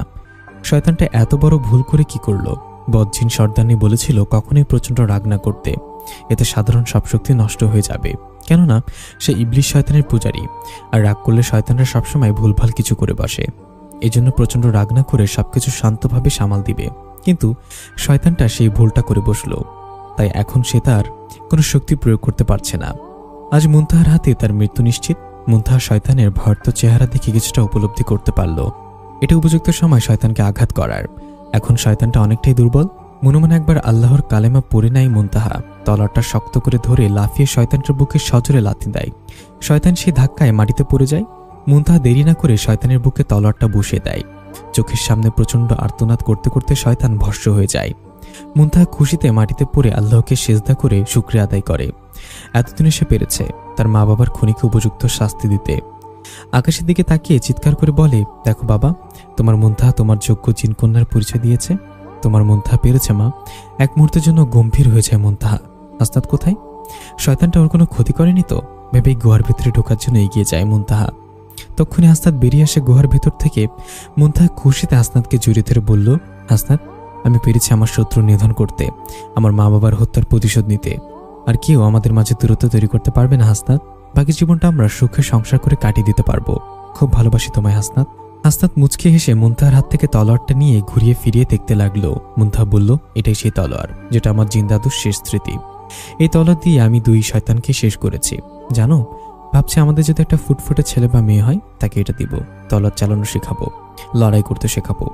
তবেই তো ওরা উঠে জিনকন্যার যোগ্য উত্তরসূরি হয়ে উঠবে। আইডিয়াটা ভালো না বলো? মুনতাহা বলে হাসনাতের বুকে মুখ গুজে ফেলল। নরসিন পাহাড়ের সামনে পায়চারি করছে। কখন যুদ্ধ শেষ হবে? দিন হুজুর এক পলকে আকাশের দিকে তাকিয়ে তসবি পড়ছে। নরসিন অধৈর্য হয়ে জিজ্ঞাসা করল, যুদ্ধ কি এখনো শেষ হয়নি? তা জানি না, তবে বিপদ এখনো কাটিনি। কি বলছেন কি? আকাশের দিকে তাকিয়ে দেখো, যুদ্ধের সময় যে ঘন ঘটা মেঘ ছিল এখন তাই আছে, সরে যায়নি। হয়তো মুনতাহার সামনে আরো বড় কোনো বিপদ অপেক্ষা করছে। এখন তো বর্ষাকাল শুরু হয়েছে, এমন মেঘলা পরিবেশ থাকতেই পারে। তাই বলে মুনতাহাপুর বিপদের আশঙ্কা করছেন আপনি? তুমি বুঝবে না মা। এমন সময় তারা মুনতাহার আর্তনাদ শুনতে পেল। নরসিন আর জিন হুজুর একে অপরের মুখ চাওয়াচারি করে ঘটনা অনুমান করার চেষ্টা করলো। দেরি না করে পাহাড়ে উঠল। গুহার সামনে আসতে দুজনে হতবাক হয়ে চেয়ে রইল। নরসিন জোরে চিৎকার করে উঠল। হাসনাত মুনতাহার পেট থেকে পরপর কয়েকবার তলোয়ার ঢুকে দিল। মুনতাহা ক্ষতস্থান ধরে কান্না ভেজা এক দৃষ্টিতে হাসনাতের দিকে তাকিয়ে আছে। প্রচুর কষ্ট হচ্ছে ওর। মাটিতে লুটিয়ে পড়ল মুহূর্তে। নরসিন মুনতাহার কাছে দৌড়ে ছুটে এলো। জিন হুজুর তার শক্তিতে হাসনাতকে বেঁধে ফেললেন। কাছে এসে হাসনাতের হাতে শয়তানের আঁকা চিহ্নের স্থানটাই তলোয়ার চালিয়ে দিলেন। সাথে সাথে চিহ্নের স্থান বিকৃত হয়ে চিহ্নটা নষ্ট হয়ে গেল। হাসনাতের হুঁশ ফিরে এলো। সে কি করেছে? মুনতাহাকে জড়িয়ে ধরে কান্না শুরু করলো। আমি কি করলাম মুনতাহা? কি করে এটা আমি পারলাম এটা? জিন হুজুর হাসনাতের কাঁধে হাত রেখে মুনতাহার দিকে তাকিয়ে বললেন, এমনই কিছু ইঙ্গিত আমি তোমাকে দিয়েছিলাম মুনতাহা। শয়তানটা জানতো ও তোমার হাতেই মরবে, তাই তোমাকে শেষ করতে হাসনাতের উপর কালো জাদু প্রয়োগ করেছে। মুনতাহার শ্বাস নিতে কষ্ট হচ্ছে, তাও টেনে টেনে বলল, আমি জানতাম হয়তো এই যুদ্ধক্ষেত্রে আমার মৃত্যু হবে, কিন্তু শান্তি পাচ্ছে আর খুশি লাগছে এটা ভেবে আমার মৃত্যু আমার প্রিয় মানুষের হাতে হয়েছে। এই দুনিয়া সত্যি আমার জন্য নয় হাসনাত। আমার আর তোমার সাথে সংসার করা হলো না। কিচ্ছু হবে না তোমার জিনবু। আল্লাহ আমার সাথে এমন করতে পারে না। নরসিন কেঁদে কেঁদে বলল, আপু তুমি আমাকে ক্ষমা করে দাও। না জেনে তোমার সাথে অনেক অন্যায় করেছি।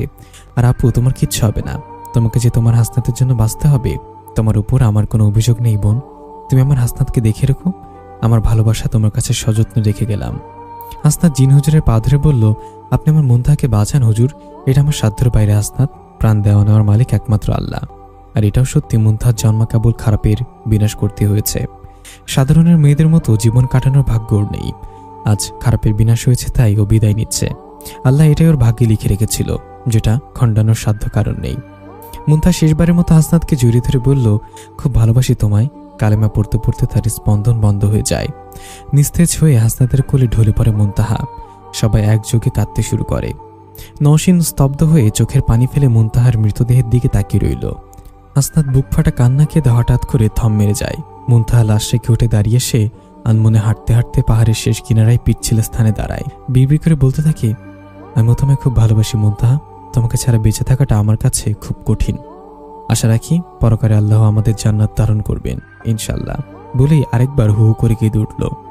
নরসিন সেটা দেখে চিৎকার করে জিন হুজুর বলে ডেকে উঠল। ততক্ষণে হাসনাত পা পিছলে পড়ে যায়। নরসিন আর জিন হুজুর কান্না ভরা নিচে তাকিয়ে হাসনাতের রক্তভেজা স্তব্ধ দেহটা দেখতে পায়। দুজনের কবরটা পাশাপাশিই হয়।